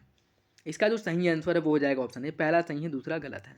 देखिए, ट्रांसफार्मर का उपयोग जो है यह निम्न प्रत्यावर्ती वोल्टता को उच्च वोल्टता में परिवर्तित करने के लिए किया जाता है और दिष्ट धारा था डीसी को एसी में बदलने के लिए जो है इन्वर्टर का उपयोग किया जाता है। ठीक है, तो सही आंसर हो जाएगा ऑप्शन ए। पहला सही है, दूसरा गलत है। ब्रिटिश ब्रॉडकास्टिंग कॉरपोरेशन बीबीसी के अगले प्रमुख के रूप में किस भारतीय मूल के व्यक्ति को ब्रिटिश सरकार द्वारा प्रस्तावित किया गया है। इसका सही आंसर क्या होगा। इसका जो सही आंसर है वो हो जाएगा ऑप्शन ए, समीर शाह को। देखिए, बीबीसी के प्रमुख के लिए चुना गया है समीर शाह को। नेस्कॉम का चेयरमैन बनाया गया है राजेश नाम्बियार को। पीआईबी का मुख्य महानिदेशक बनाया गया है मनीष बी देसाई को और पीटीआई बोर्ड के अध्यक्ष बनाया गया है केएन शांत कुमार को। तो इसका सही आंसर क्या हो जाएगा, ऑप्शन ए। सौरमंडल के संबंध में निम्नलिखित कथनों में से कौन सा कथन सही है। सूर्य ग्रहण प्रतिपदा अर्थात अमावस्या के दिन होता है। चंद्र ग्रहण होता है पूर्णिमा के दिन। पूर्ण सूर्य ग्रहण पृथ्वी के सभी भागों में एक साथ दिखाई देता है। सौर पवनों के कारण उत्तरी ध्रुव पर उत्पन्न होने वाली चमक को अरोरा ऑस्ट्रियालिस कहा जाता है। आपको बताना है कौन सा विकल्प सही है, 1 2 2 3 3 4 या फिर 1 4। इसका जो सही आंसर है वो हो जाएगा ऑप्शन ए, पहला दूसरा सही है, तीसरा चौथा गलत है। पूर्ण सूर्य ग्रहण जो है यह पृथ्वी के सभी भागों पर नहीं, पृथ्वी के कुछ भागों पर देखने को मिलता है और जो उत्तरी ध्रुव पर प्रकाश उत्पन्न होता है उसे अरोरा ऑस्ट्रियालिस नहीं, उसे अरोरा बोरियालिस कहा जाता है। और जो दक्षिणी ध्रुव पर प्रकाश उत्पन्न होता है उसे कहा जाता है अरोरा ऑस्ट्रियालिस। तो सही आंसर क्या हो जाएगा? Option A. पहला दूसरा सही है, तीसरा चौथा गलत है। नेक्स्ट देखिए, निम्न में से कौन सा लॉरेशिया का भाग नहीं है? ग्रीनलैंड, मेडागास्कर, यूरोप या फिर उत्तरी अमेरिका। इसका जो सही आंसर है वो हो जाएगा आपका ऑप्शन बी। लॉरेशिया का भाग जो है मेडागास्कर नहीं है। ग्रीनलैंड, यूरोप और उत्तरी अमेरिका या जो है लॉरेशिया या फिर जिसे हम अंगारा लैंड के नाम से भी जानते हैं या उसके भाग हैं। मेडागास्कर जो आपकी गोंडवाना लैंड का भाग है, ठीक है। ये जो मेडागास्कर जो है ये आपके किसका भाग है? मेडागास्कर की अगर हम बात करें तो यह आपका गोंडवाना लैंड का भाग है, ठीक है। तो सही आंसर क्या हो जाएगा? Option B. उत्खनित प्रमाणों के अनुसार पशुपालन का प्रारंभ हुआ था किसमें? पशुपालन का जो प्रारंभ है, पशुपालन का प्रारंभ कब प्रारंभ किया गया था? निचली पूर्व पाषाण काल में, मध्य पूरा पाषाण काल में, ऊपरी पूरा पाषाण काल या फिर मध्य पाषाण काल। इसका जो सही आंसर है वो हो जाएगा ऑप्शन बी। पशुपालन के जो साक्ष्य मिलते हैं वो मध्य पाषाण काल से मिलते हैं। ऑप्शन डी सही हो जाएगा। नेक्स्ट देखिए, इसमें सूची फर्स्ट को सूची सेकेंड से सुमिलित करना है। कुछ शासक दिए गए हैं और उन्हें किस नाम से जो संबोधित किया जाता था उससे आपको सुमिलित करना है। अशोक, अशोक को प्रियदर्शनी या प्रियदर्शी के नाम से संबोधित किया जाता था। और अशोक का एक पौत्र था दशरथ, ठीक है, इसे भी जो है प्रियदर्शी के नाम से संबोधित किया जाता था। तो याद रखिएगा इन दोनों को जो है प्रियदर्शनी के नाम से संबोधित किया जाता था। समुद्रगुप्त की अगर हम बात करें तो इसे पराक्रमांक की उपाधि दी गई थी। चंद्रगुप्त द्वितीय को विक्रमादित्य की और स्कंदगुप्त को क्रमादित्य की उपाधि दी गई थी। तो सही आंसर क्या हो जाएगा? ए का 2, बी का फर्स्ट, सी का 4, ए का 2, बी का फर्स्ट, सी का 4, डी का 3। ऑप्शन सी जो है सही हो जाएगा। 2, 1, 4, 3 ऑप्शन सी इसका सही है। नेक्स्ट देखिए, इसमें भी सूची फर्स्ट को सूची सेकेंड से सुमिलित करना है। कुछ है पृथ्वी के अंदर, ठीक है, भूगर्भ के अंदर जो परत पाई जाती हैं उन परतों को अलग करने वाली जो एक क्रस्ट है या कह सकते हैं असभ्यता जो है उससे आपको सुमिलित करना है कि किस परत के बीच में कौन सी असभ्यता पाई जाती है, उससे आपको सुमिलित करना है। कोनराड असभ्यता, कोनराड असभ्यता किसके बीच पाई जाती है? या जो है ऊपरी क्रस्ट और निचले क्रस्ट के बीच में पाई जाती है कोनराड असभ्यता। निचले क्रस्ट और ऊपरी क्रस्ट के बीच में कोनराड असभ्यता पाई जाती है। मोहरोविकक असभ्यता जो है यह निचले क्रस्ट और ऊपरी मेंटल के बीच में पाई जाती है, निचली क्रस्ट और ऊपरी मेंटल के बीच में। गुटेनबर्ग असभ्यता जो है यह निचले मेंटल और बाह्य कोर के बीच में, निचले मेंटल और बाह्य कोर के बीच में गुटेनबर्ग असभ्यता पाई जाती है। और लेहमन असभ्यता बाह्य कोर और आंतरिक कोर के बीच में लेहमन असभ्यता पाई जाती है, ठीक। तो इसका जो सही आंसर है वो क्या हो जाएगा? ए का 3, बी का फर्स्ट, ए का 3, बी का फर्स्ट सही आंसर हो जाएगा ऑप्शन ए का 3, बी का 1, सी का 2 और डी का 4। 3, 1, 2, 4 यह इसका सही आंसर हो जाएगा। ऑप्शन ए सही है। नेक्स्ट देखिए, अगस्त 2023 में टेस्ला कंपनी का मुख्य वित्तीय अधिकारी CFO किस भारतीय मूल के व्यक्ति को बनाया गया है? यह आपको बताना है। इसका जो सही आंसर है वो हो जाएगा आपका ऑप्शन सी, वैभव तनेजा को। ऑप्शन सी सही है। वलित पर्वत के संबंध में निम्नलिखित में से कौन सा कथन सही है? या भूतल के नवीनतम पर्वत होते हैं जिसमें विश्व की उच्चतम चोटियां पाई जाती हैं। इनका जो निर्माण है अग्नेय चट्टानों में दबाव पड़ने के फलस्वरूप होता है। आपको बताना है कौन सा विकल्प सही है। इसका जो सही आंसर है वो हो जाएगा ऑप्शन ए, पहला सही है दूसरा गलत है। यह जो है अग्नेय चट्टानों में दबाव पड़ने की वजह से नहीं बल्कि अवसादी चट्टानों में दबाव पड़ने से इनका निर्माण होता है, न कि अग्नेय चट्टानों में। तो सही आंसर क्या हो जाएगा? ऑप्शन ए, पहला सही है दूसरा गलत है। सूची फर्स्ट को सूची सेकेंड से सुमिलित करना है। कुछ बुद्ध के जीवन की घटनाएं दी गई है और उसका प्रतीक चिन्ह दिया गया है। जैसे जन्म का जो प्रतीक चिन्ह है क्या है? जन्म का प्रतीक चिन्ह कमल है। प्रथम प्रवचन जो है वह क्या है? धर्मचक्र प्रवर्तन। महाबोधि बोधि वृक्ष है और गृह त्याग की घटना घोड़ा है। तो इसका जो सही आंसर है वो क्या हो जाएगा? इसका सही आंसर हो जाएगा ए का 4 हो जाएगा और बी का 2, ए का 4, बी का 2। ऑप्शन जो है आपका डी सही हो जाएगा। 4, 2, 1, 3 ऑप्शन डी सही है। निम्नलिखित देशों में से कौन सा देश स्थल रुद्ध है? दक्षिणी सूडान, अफगानिस्तान, लाओस या फिर बोलीविया। 1, 2, 1, 3, 1, 2, 3 या फिर 1, 2, 3, 4। देखिए इसका जो सही आंसर वो हो जाएगा ऑप्शन डी। सभी विकल्प आपके सही हैं। दक्षिणी सूडान, अफगानिस्तान, लाओस और बोलीविया ये सभी जो है लैंडलॉक कंट्री या फिर स्थल रुद्ध देश हैं। तो ऑप्शन डी इसका सही हो जाएगा। निम्नलिखित कथनों में से कौन सा कथन सही है? मौसम से संबंधित समस्त घटनाएं क्षोभमंडल में घटित होती हैं। ओजोन परत का जो संकेंद्रण है वो समताप मंडल में पाया जाता है। आपको बताना है कौन सा विकल्प सही है। इसका जो सही आंसर है वो हो जाएगा आपका ऑप्शन ए। दोनों विकल्प आपके सही हैं। ऑप्शन ए सही हो जाएगा। नेक्स्ट देखिए, उत्तरी गोलार्ध में महासागरों का तापक्रम दक्षिणी गोलार्ध की अपेक्षा अधिक रहता है। उत्तरी गोलार्ध में स्थल की अधिकता और दक्षिणी गोलार्ध में जल की अधिकता महासागरों के तापक्रम के वितरण को प्रभावित करती है। ऐसे क्वेश्चन जो है आर में आप लोगों को बहुत देखने को मिले थे। और यह मानकर चलिए कि एग्जाम का पैटर्न जो धीरे धीरे चेंज हो रहा है, वह क्वेश्चंस आप लोगों को ऐसे ही देखने को मिलेंगे जो जो आपके फैक्ट याद करने, फैक्ट रटने या फिर से ऐसे रट्टा मारने से क्वेश्चंस पेपर को आप लोग सॉल्व नहीं कर पाएंगे जब तक आप लोगों का जो कॉन्सेप्ट है वो क्लियर नहीं होगा। ठीक है, तो कथन कारण वाले क्वेश्चन जो है यूपी पीसीएस में भी आप लोगों को खूब देखने को मिलेगा। तो कोशिश करिए कि जो क्वेश्चंस आप लोग सॉल्व कर रहे हैं वह अच्छे से सॉल्व करिए और उससे रिलेटेड जो आपके डाउट है वो क्रिस्टल क्लियर हो जाए। ठीक है, डाउट को जरूर क्लियर किया करिए। तो इसका सही आंसर क्या हो जाएगा? इसका सही आंसर हो जाएगा ऑप्शन ए, कथन और कारण दोनों सही और आर्य की सही व्याख्या करता है। उत्तरी गोलार्ध में महासागरों का तापक्रम अधिक होता है। क्यों? क्योंकि यहाँ पे आपके महाद्वीपीय भागों की अधिकता है, जिससे जो है यहाँ के तापमान में वृद्धि हो जाती है। और उत्तरी गोलार्ध में स्थल की अधिकता है, जिस कारण इसके तापमान में वृद्धि होती है। और दक्षिणी गोलार्ध में जलीय भागों की अधिकता है, जिस कारण जो है तापमान के वितरण में भी अंतर देखने को मिलता है। ठीक है, क्यों? क्योंकि स्थलीय भाग जो होते हैं वो बहुत तेज़ी से गर्म होते हैं और बहुत तेज़ी से ठंडे भी होते हैं, लेकिन जो जलीय भाग होते हैं उनको गर्म होने में समय लगता है और उसी प्रकार उन्हें ठंडे होने में भी समय लगता है। तो ये इसका सही आंसर हो जाएगा ऑप्शन ए, कथन और कारण दोनों सही हैं और आर्य की सही व्याख्या करता है। निम्नलिखित जंतुओं में से किसमें 3 प्रकोष्ठ वाला हृदय पाया जाता है? बंदर, मेढक, सांप या फिर मगरमच्छ? आपको बताना है कौन सा विकल्प इसमें से सही है। देखिए इसका जो सही आंसर है वो हो जाएगा आपका ऑप्शन बी, मेढक और सांप में इसमें आपके 3 प्रकोष्ठ वाले हृदय पाए जाते हैं। ठीक है, जबकि अगर हम बात करें अगर बंदर में, देखिए मेढक हो गया, सांप हो गया, छिपकली हो गई, इसमें 3 प्रकोष्ठ वाले हृदय पाए जाते हैं।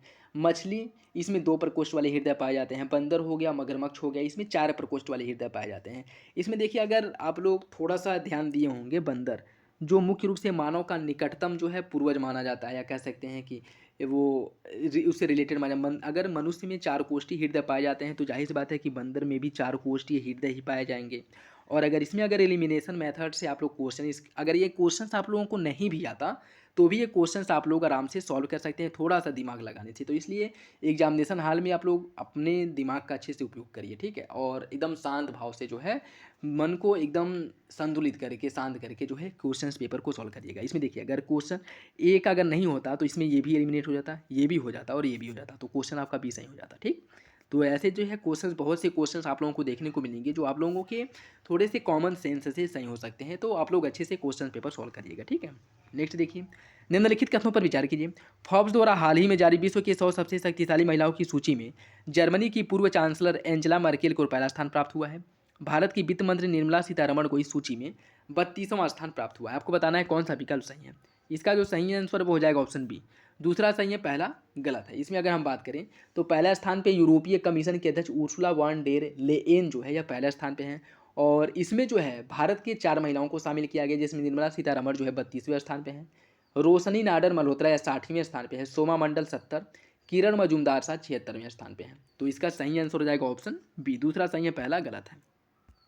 नेक्स्ट देखिए, निम्नलिखित में से कौन सा युग में सुमिलित नहीं है? The Indian war of independent 1857 V D Savarkar, the sipahi mutiny and the revolt of 1857 R C Majumdar, Asbab e Baghawat e Hind Sir Syed Ahmad Khan, 1857 S N Banerjee.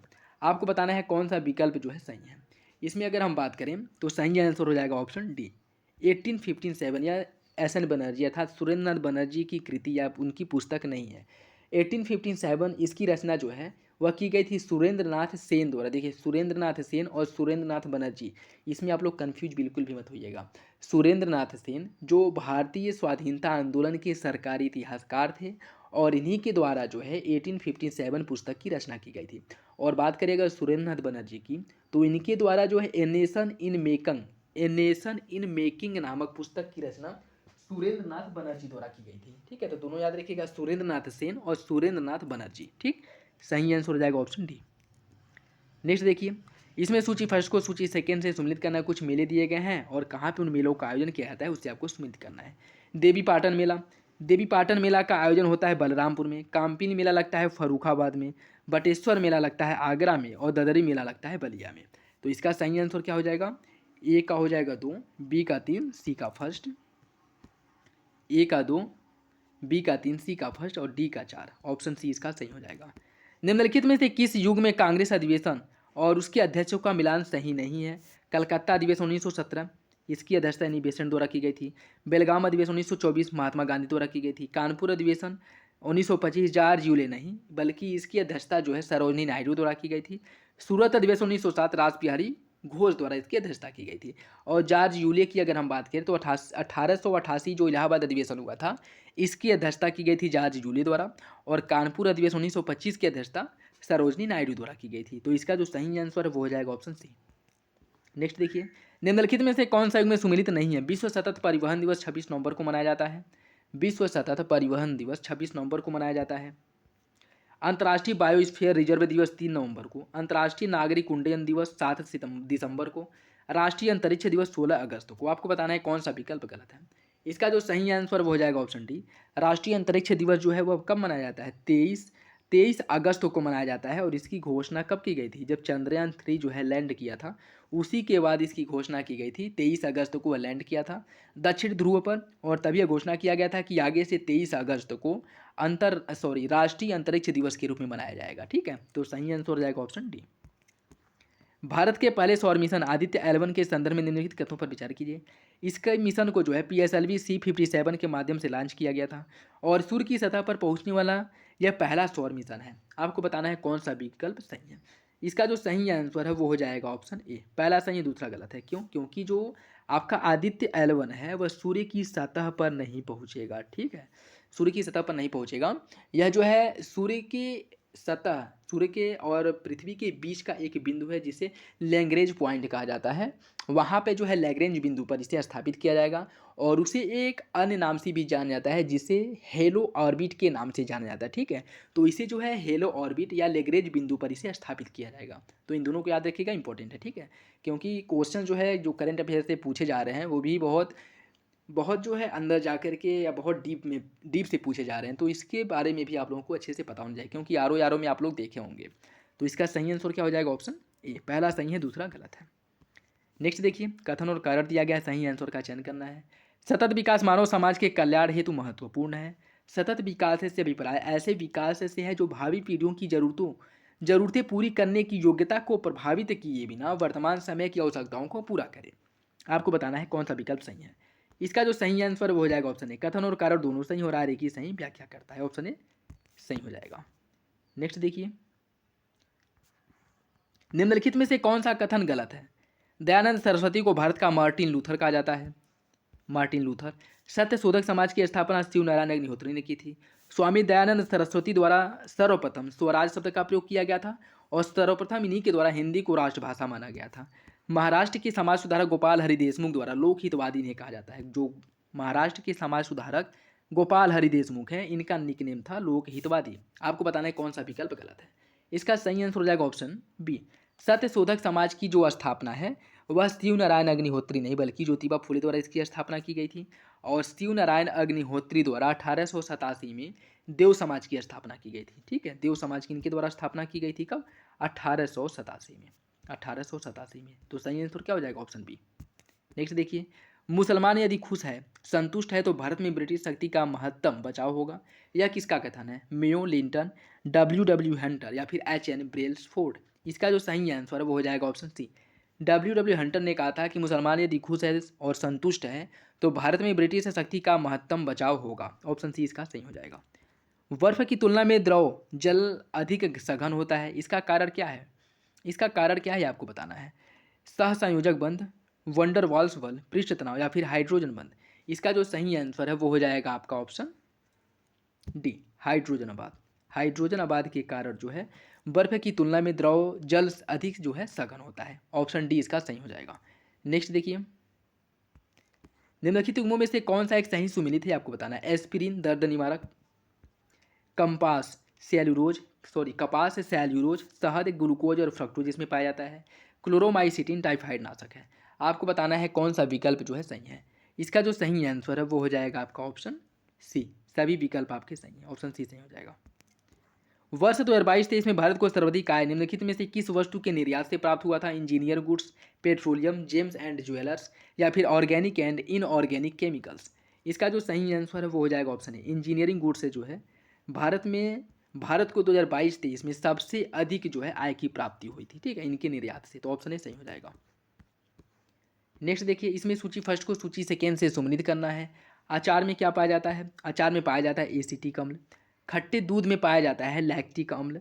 सेब में पाया जाता है मैलिक अम्ल। और लाल चींटियों के जो डंक हैं, डंक जो मारती हैं चींटियाँ जिन कारण दर्द होता है, वो फॉर्मिक अम्ल के कारण ही दर्द होता है, या फिर कह सकते हैं वह लाल होकर के थोड़ी बहुत मात्रा में फूल जाते हैं, ठीक है। तो सही आंसर हो जाएगा इसका क्या? ए का हो जाएगा 3, बी का फर्स्ट, ए का 3 हो जाएगा, बी का 2 हो जाएगा, ठीक है, और सी का हो जाएगा 4। इसका सही आंसर हो जाएगा ऑप्शन है 3 2 4 1, 3 2 4 1। नेक्स्ट देखिए, इसमें भी सूची फर्स्ट को सूची सेकेंड से सम्मिलित करना है। इसमें कुछ विधानसभा के अध्यक्ष दिए गए हैं और राज्य दिया गया है। वासुदेव देवनानी, वासुदेव देवनानी जो है, यह जो है आपके राजस्थान विधानसभा के अध्यक्ष हैं। नरेंद्र सिंह तोमर जो है, यह मध्य प्रदेश विधानसभा के अध्यक्ष हैं। जी प्रसाद कुमार जो है, यह आपके कहाँ के हैं? यह जो है आपके तेलंगाना के हैं। और रमन सिंह जो है, यह छत्तीसगढ़ विधानसभा के अध्यक्ष हैं। तो इसका सही आंसर क्या हो जाएगा? इसका जो सही आंसर है वो हो जाएगा आपका ऑप्शन डी, ठीक, 2 1 3 4, 2 1 3 4 ये आपका सही है। नेक्स्ट देखिए, निम्नलिखित में से कौन सा एक वैश्विक ऊष्मन के लिए उत्तरदायी नहीं है? मीथेन, जलवाष्प, आर्गन या फिर कार्बन डाइऑक्साइड? देखिए, इसका जो सही आंसर वो हो जाएगा ऑप्शन सी, आर्गन इसके लिए जिम्मेदार नहीं, जबकि मीथेन, जलवाष्प और कार्बन डाइऑक्साइड, इन सभी के द्वारा जो है वैश्विक ऊष्मन में वृद्धि होती है, ठीक है। यह सभी जो है आपके ग्रीन हाउस गैसों के उत्पादन में, या कह सकते हैं कि क्लाइमेट चेंज में मुख्य रूप से योगदान देते हैं, लेकिन आर्गन की इसमें कोई भूमिका नहीं होती है। तो सही आंसर हो जाएगा ऑप्शन सी। नेक्स्ट देखिए, कुछ अनुसूचियाँ दी गई हैं और उससे संबंधित विषय दी गई हैं। 9वीं अनुसूची, 9वीं अनुसूची, 10वीं अनुसूची, इसमें अगर देखिए, अगर हम बात करें 9वीं अनुसूची में जो है कुछ अधिनियमों को अधिनियमित करके 9वीं अनुसूची में डाल दिया गया, जिसमें प्रावधान किया गया था कि इसमें न्यायालय संशोधन नहीं करेगा जिन विषयों को 9वीं अनुसूची में डाला गया है। तो 9वीं अनुसूची का संबंध जो है इससे है। दल बदल परिवर्तन, इसकी अगर हम बात करें, 10वीं अनुसूची में दल बदल परिवर्तन की बात की गई है। 11वीं अनुसूची जो है पंचायतों की शक्ति से संबंधित है और इसमें जो है 29 विषय हैं, ठीक, 29 विषय हैं। 12वीं अनुसूची का संबंध है नगर पालिका से और इसमें जो है 18 विषय हैं। तो इसका जो सही आंसर है वो क्या हो जाएगा? इसका जो सही आंसर है वो हो जाएगा आपका ऑप्शन बी, 4 3 2 1, 4 3 2 1, ठीक। नेक्स्ट देखिए, भारतीय संविधान के प्रावधानों के तहत निम्नलिखित कथनों पर विचार कीजिए। राज्य, सेना या विद्या संबंधी सम्मान के सिवाय कोई उपाधि प्रदान नहीं करेगा। भारत का कोई नागरिक किसी विदेशी राज्य से कोई उपाधि राष्ट्रपति की सहमति से ही स्वीकार कर सकता है। आपको बताना है कौन सा विकल्प सही है। देखिए, इसका जो सही आंसर है वो हो जाएगा ऑप्शन ए, पहला सही है, दूसरा गलत है। राज्य द्वारा जो है सेना, सैन्य या फिर शैक्षणिक उपाधि को छोड़ करके, शैक्षणिक या फिर विद्या के दोनों सेम ही है, दोनों का मतलब एक ही है, ठीक है। शैक्षणिक या सैन्य उपाधि को छोड़ करके अन्य कोई भी उपाधि राज्य द्वारा नहीं दिया जाएगा।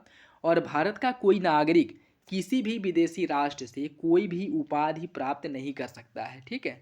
और तो पहला सही हो जाएगा, दूसरा गलत है। उपाधि का मतलब जैसे जो पहले अंग्रेज थे, जो राय बहादुर, खान बहादुर की उपाधियाँ दिया करते थे। अच्छा, आप लोग ये बताइए कि किसके द्वारा यह उपाधियाँ देने की जो प्रथा है उसकी शुरुआत की गई थी? जब देखिए, जो वायसराय लिंटन था, लिंटन द्वारा भारतीयों को वायसराय की उपाधि देने की प्रथा की शुरुआत की गई थी, ठीक है। और भारत में संविधान लागू होने के बाद इसे प्रावधान को समाप्त कर दिया गया कि भारत का कोई नागरिक भारत में या विदेशी राष्ट्र से कोई उपाधि प्राप्त नहीं कर सकता है। जो उन्हें प्राप्त होगा वो सम्मान प्राप्त होगा, न कि उपाधि। तो पहला आंसर जो है, पहला विकल्प आपका सही हो जाएगा, दूसरा विकल्प आपका गलत है। पहला सही है, दूसरा गलत है, ठीक। भारत का कोई नागरिक भारत में या भारत के बाहर कोई उपाधि प्राप्त नहीं कर सकता है, ठीक है। तो इसका सही आंसर हो जाएगा ऑप्शन ए। निम्नलिखित कथनों पर विचार कीजिए। 96वें ऑस्कर पुरस्कार 2024 के लिए Malayalam film 2018 everyone is a hero को सर्वश्रेष्ठ अंतर्राष्ट्रीय फीचर फिल्म की श्रेणी में भारत की आधिकारिक प्रविष्टि के रूप में चुना गया है। जूड एंथनी जोसेफ इस फिल्म के निर्देशक हैं। आपको बताना है कौन सा विकल्प सही है। इसका जो सही आंसर है वो हो जाएगा ऑप्शन बी, दोनों विकल्प जो है सही है। नेक्स्ट देखिए, चौथे India smart cities award contest के संदर्भ में निम्न कथनों पर विचार कीजिए। इसके विजेताओं को पुरस्कार 27 सितंबर 2023 को राष्ट्रपति द्रौपदी मुर्मू द्वारा दिया गया था। उत्तर प्रदेश को सर्वश्रेष्ठ राज्य का प्रथम पुरस्कार दिया गया था। आपको बताना है कौन सा विकल्प सही है। इसका जो सही आंसर है वो हो जाएगा ऑप्शन ए, पहला सही है, दूसरा गलत है।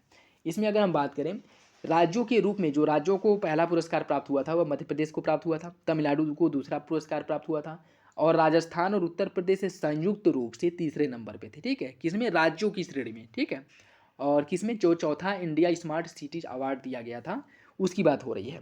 और अगर नेशनल स्मार्ट सिटी अवार्ड की बात करें तो इसमें जो पहला पुरस्कार प्राप्त हुआ था वो मध्य प्रदेश को प्राप्त हुआ था, मध्य प्रदेश के इंदौर को, दूसरा सूरत गुजरात को, और तीसरा जो है आगरा उत्तर प्रदेश को प्राप्त हुआ था।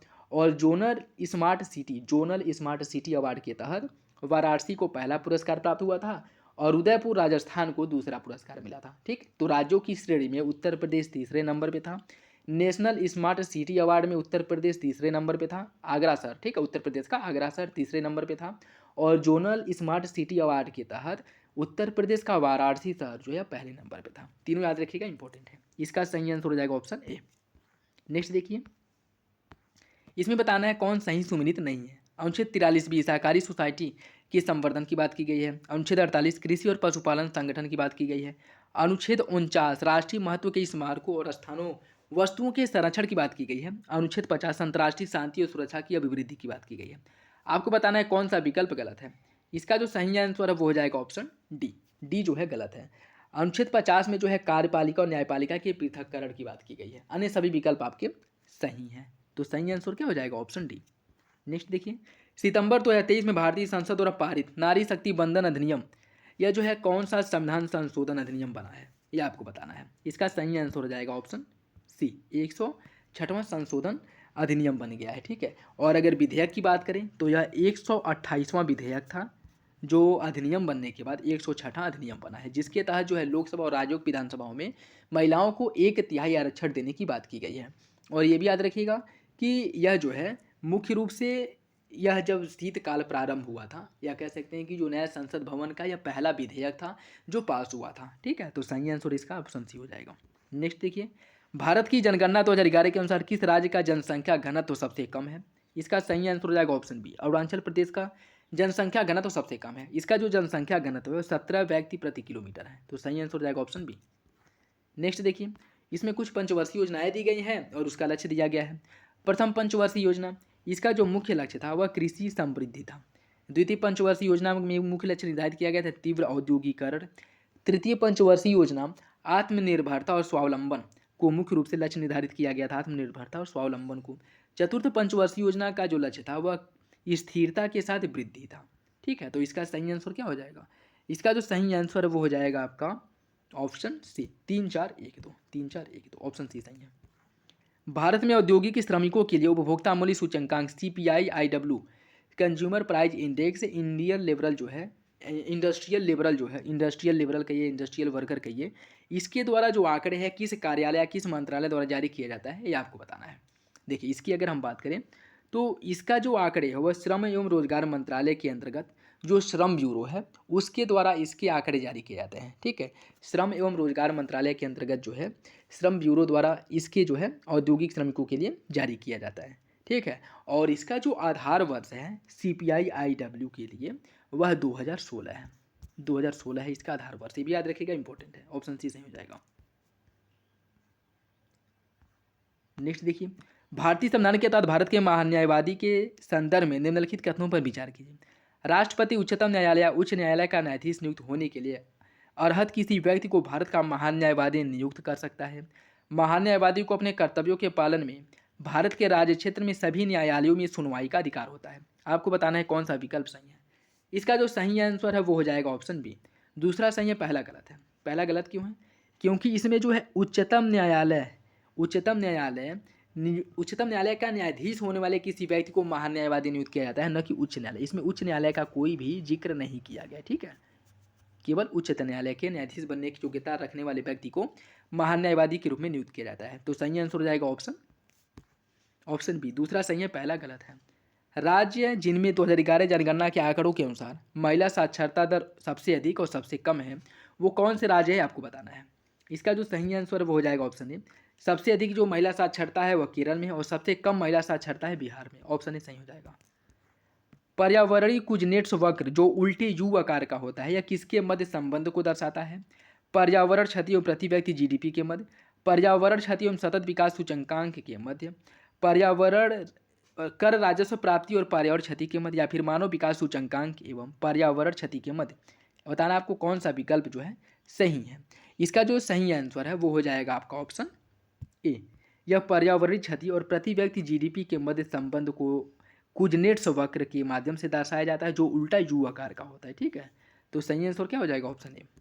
भारत के राष्ट्रपति और उपराष्ट्रपति दोनों का ही पद रिक्त होने की स्थिति में कार्यवाहक राष्ट्रपति के रूप में कौन कार्य करता है? इसका जो सही आंसर वो हो जाएगा ऑप्शन सी। उच्चतम न्यायालय का जो मुख्य न्यायाधीश होता है उसके द्वारा जो है कार्यवाहक राष्ट्रपति के रूप में कार्य किया जाता है, अगर राष्ट्रपति और उपराष्ट्रपति दोनों जो है अनुपस्थित हो उस स्थिति में। तो सही आंसर हो जाएगा ऑप्शन सी। निम्नलिखित में से भारत के किस राज्य संघीय क्षेत्र के भौगोलिक क्षेत्रफल का अधिकतर भाग वनाच्छादित है? त्रिपुरा, अंडमान निकोबार द्वीप समूह, नागालैंड या फिर मिजोरम? इसका जो सही आंसर है वो हो जाएगा ऑप्शन डी, मिजोरम का। ऑप्शन डी सही हो जाएगा। ठीक है, इसमें अगर हम बात करें 5 राज्य संघीय क्षेत्र जिनके भूभाग का अधिकतम भाग वनाच्छादित है, तो उसमें लक्षद्वीप पहले नंबर पर आता है जिसके 90.33 भाग पर वनाच्छादन है।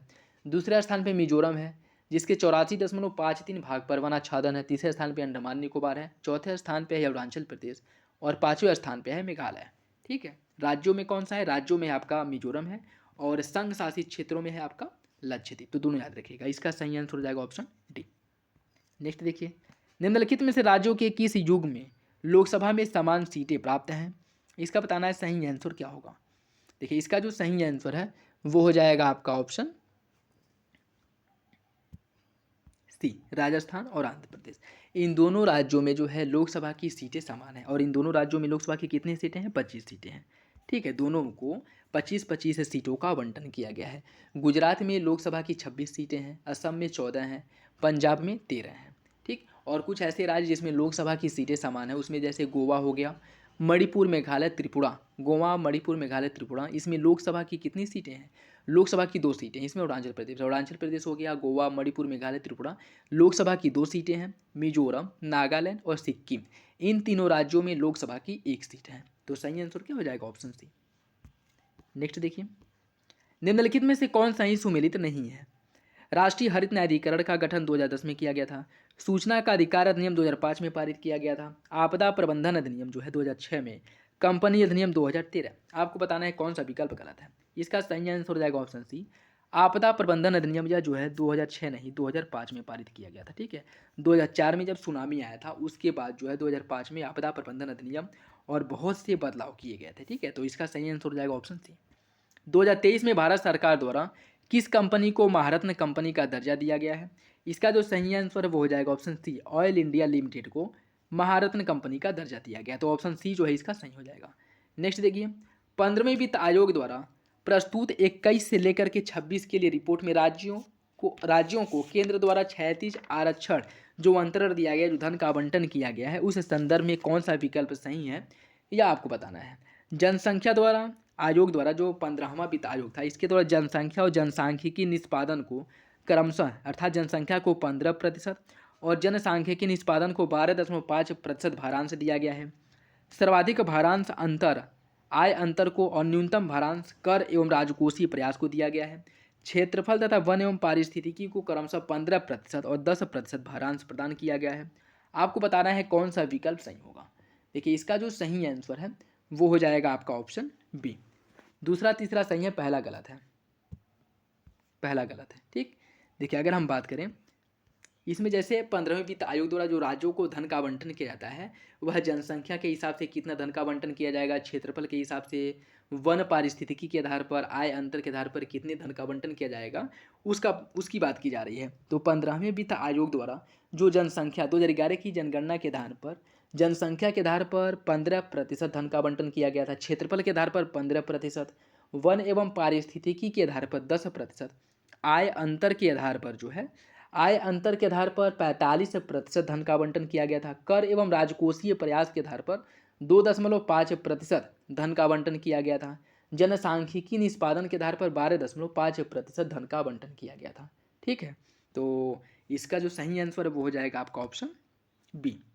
नेक्स्ट देखिए, भारत के राष्ट्रपति, और इसमें ये भी याद रखिएगा कि सबसे अधिक जो धन का आवंटन किया गया था वह किस संदर्भ में किया गया था। तो जो आय अंतर है इस हिसाब से, जो आय अंतर के हिसाब से सबसे अधिक धन का आवंटन किया गया था 45%, और सबसे कम जो किया गया था वह कर एवं राजकोषीय प्रयास के मामले में किया गया था। कितना किया गया था?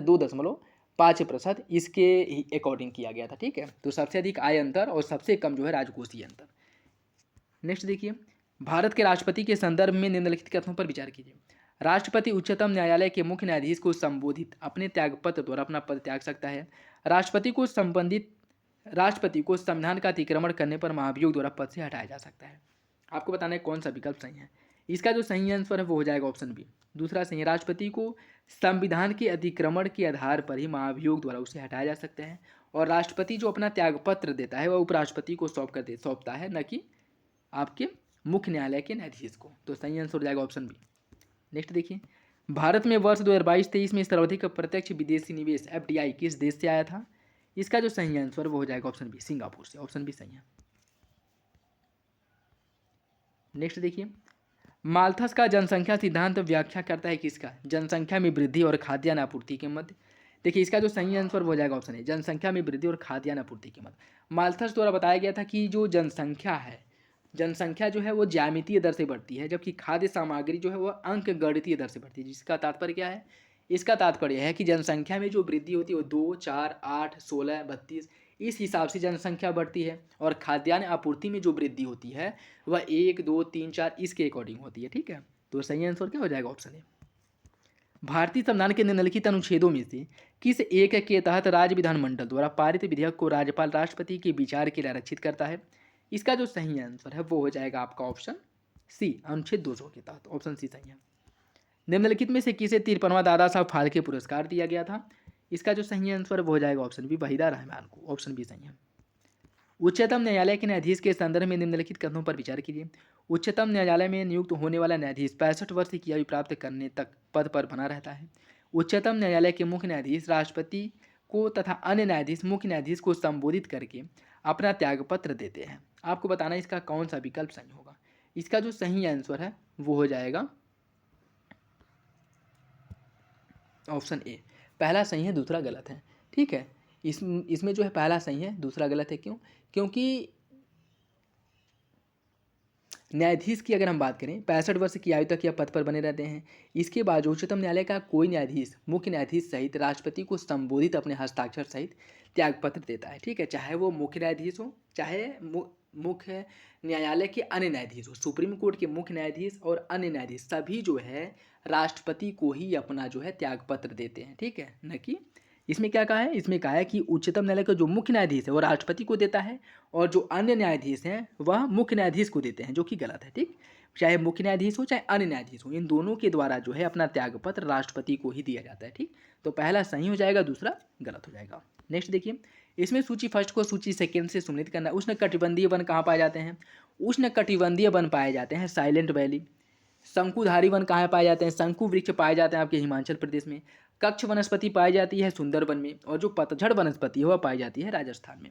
तो इसका सही आंसर क्या होगा, इसका जो सही आंसर है वो हो जाएगा ऑप्शन डी, 4, 2, 1, 3। ऑप्शन डी सही है। नेक्स्ट देखिए, हाल ही में संसद द्वारा अधिनियमित मुख्य निर्वाचन आयुक्त और अन्य निर्वाचन आयुक्त की जो सेवा शर्तें हैं अधिनियम 2023, इसके अनुसार निम्नलिखित कथनों पर विचार कीजिए। मुख्य निर्वाचन आयुक्त और अन्य निर्वाचन आयुक्तों की नियुक्ति राष्ट्रपति द्वारा एक चयन समिति की सिफारिश पर की जाएगी। चयन समिति में प्रधानमंत्री अध्यक्ष के रूप में होंगे। उच्चतम न्यायालय के मुख्य न्यायाधीश और लोकसभा में विपक्ष के नेता इसमें सदस्य के रूप में होंगे। आपको बताना है कौन सा विकल्प सही है। देखिए इसका जो सही आंसर है वो हो जाएगा ऑप्शन ए, पहला सही है दूसरा गलत है। इसमें अगर हम बात करें, प्रधानमंत्री इसकी अध्यक्षता करेंगे, जो एक समिति द्वारा जो मुख्य निर्वाचन आयुक्त की नियुक्ति की जाएगी उस समिति की बात की जा रही है। इसमें अध्यक्षता प्रधानमंत्री द्वारा की जाएगी। लोकसभा में विपक्ष का नेता होगा, और अगर लोकसभा में कोई विपक्ष का नेता नहीं है तो सबसे बड़ी जो पार्टी है उसके नेता को जो है इसमें शामिल किया जाएगा, और इसमें एक सदस्य के रूप में जो कैबिनेट मंत्री है उसको इसमें सदस्य के रूप में शामिल किया जाएगा, न कि मुख्य न्यायालय के या उच्चतम न्यायालय के मुख्य न्यायाधीश को। ठीक है, तो पहला सही हो जाएगा, दूसरा गलत हो जाएगा। नेक्स्ट देखिए, इसमें सूची फर्स्ट को सूची सेकेंड से सम्मिलित करना है। जीवीके राव समिति, जीवीके राव समिति का जो गठन है वह 1985 में किया गया था। वी आर मेहता की बात करें, बलवंत राय मेहता समिति का जो गठन किया गया था वह किया गया था 1957 में। अशोक मेहता समिति का गठन 1977 में, और संथानम समिति का गठन किया गया था 1963-64 में। ठीक है, 63 कहीं के आपको 64 में मिलेगा। ठीक, 63-64 में। तो इसका जो सही आंसर है वो क्या हो जाएगा, इसका जो सही आंसर है वो हो जाएगा आपका ए का 2 हो जाएगा, और बलवंत राय मेहता बी का हो जाएगा फर्स्ट, इसका जो सही आंसर है संथानम, सही आंसर हो जाएगा आपका ऑप्शन सी। ठीक, 2 1 3 4, 2 1 3 4। नेक्स्ट देखिए, निम्नलिखित में से कौन सा सूक्ष्म पोषक तत्व पौधों की वृद्धि और उनमें स्वास्थ्य के लिए आवश्यक नहीं है? मैग्नीज, बोरान, आयोडीन या फिर जिंक। इसका जो सही आंसर है वो हो जाएगा ऑप्शन सी, आयोडीन जो है इसमें शामिल नहीं है। ठीक है, देखिए कुछ 8 सूक्ष्म पोषक तत्व होते हैं जो पौधों की वृद्धि के लिए बहुत ही ज़्यादा इंपॉर्टेंट होते हैं। जैसे इसमें कौन कौन शामिल है? आयरन है, क्लोरीन है, कॉपर है, जिंक है, मैग्नीज है, मॉलिब्डेनम है, बोरॉन है और निकिल है। यह 8 ऐसे सूक्ष्म तत्व हैं जो पौधों की वृद्धि के लिए बहुत ही इंपॉर्टेंट होते हैं। ठीक है, आयोडीन जो है इसमें शामिल नहीं है, तो सही आंसर हो जाएगा ऑप्शन सी। भारतीय संविधान के संदर्भ में निम्नलिखित कथनों पर विचार कीजिए। उच्चतम न्यायालय में अपर और कार्यकारी न्यायाधीशों की नियुक्ति की जाती है। उच्च न्यायालय में तदर्थ न्यायाधीश की नियुक्ति की जाती है। आपको बताना है कौन सा विकल्प सही है। इसका जो सही आंसर है वो हो जाएगा ऑप्शन डी, दोनों विकल्प आपके गलत हैं। देखिए, अनुच्छेद 224 के तहत उच्च न्यायालय में अपर या फिर कार्यकारी न्यायाधीशों की नियुक्ति की जाती है, और अनुच्छेद 127 के तहत उच्चतम न्यायालय में तदर्थ या फिर एडहॉक न्यायाधीश की नियुक्ति की जाती है। तो तदर्थ न्यायाधीश की जो नियुक्ति है वह सुप्रीम कोर्ट में की जाती है, और अपर और कार्यकारी न्यायाधीश की जो नियुक्ति है वह हाई कोर्ट में की जाती है। ठीक है, तो इसका जो सही आंसर वो हो जाएगा ऑप्शन डी। नेक्स्ट देखिए, इसमें सूची फर्स्ट को सूची सेकेंड से सम्मिलित करना है।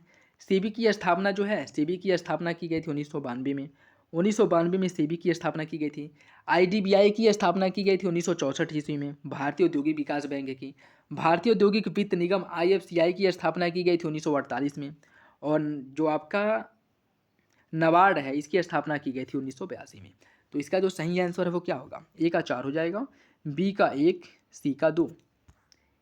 देखिए, इसका जो सही आंसर वो हो जाएगा ऑप्शन डी, 4 1 2 3, ऑप्शन डी सही है।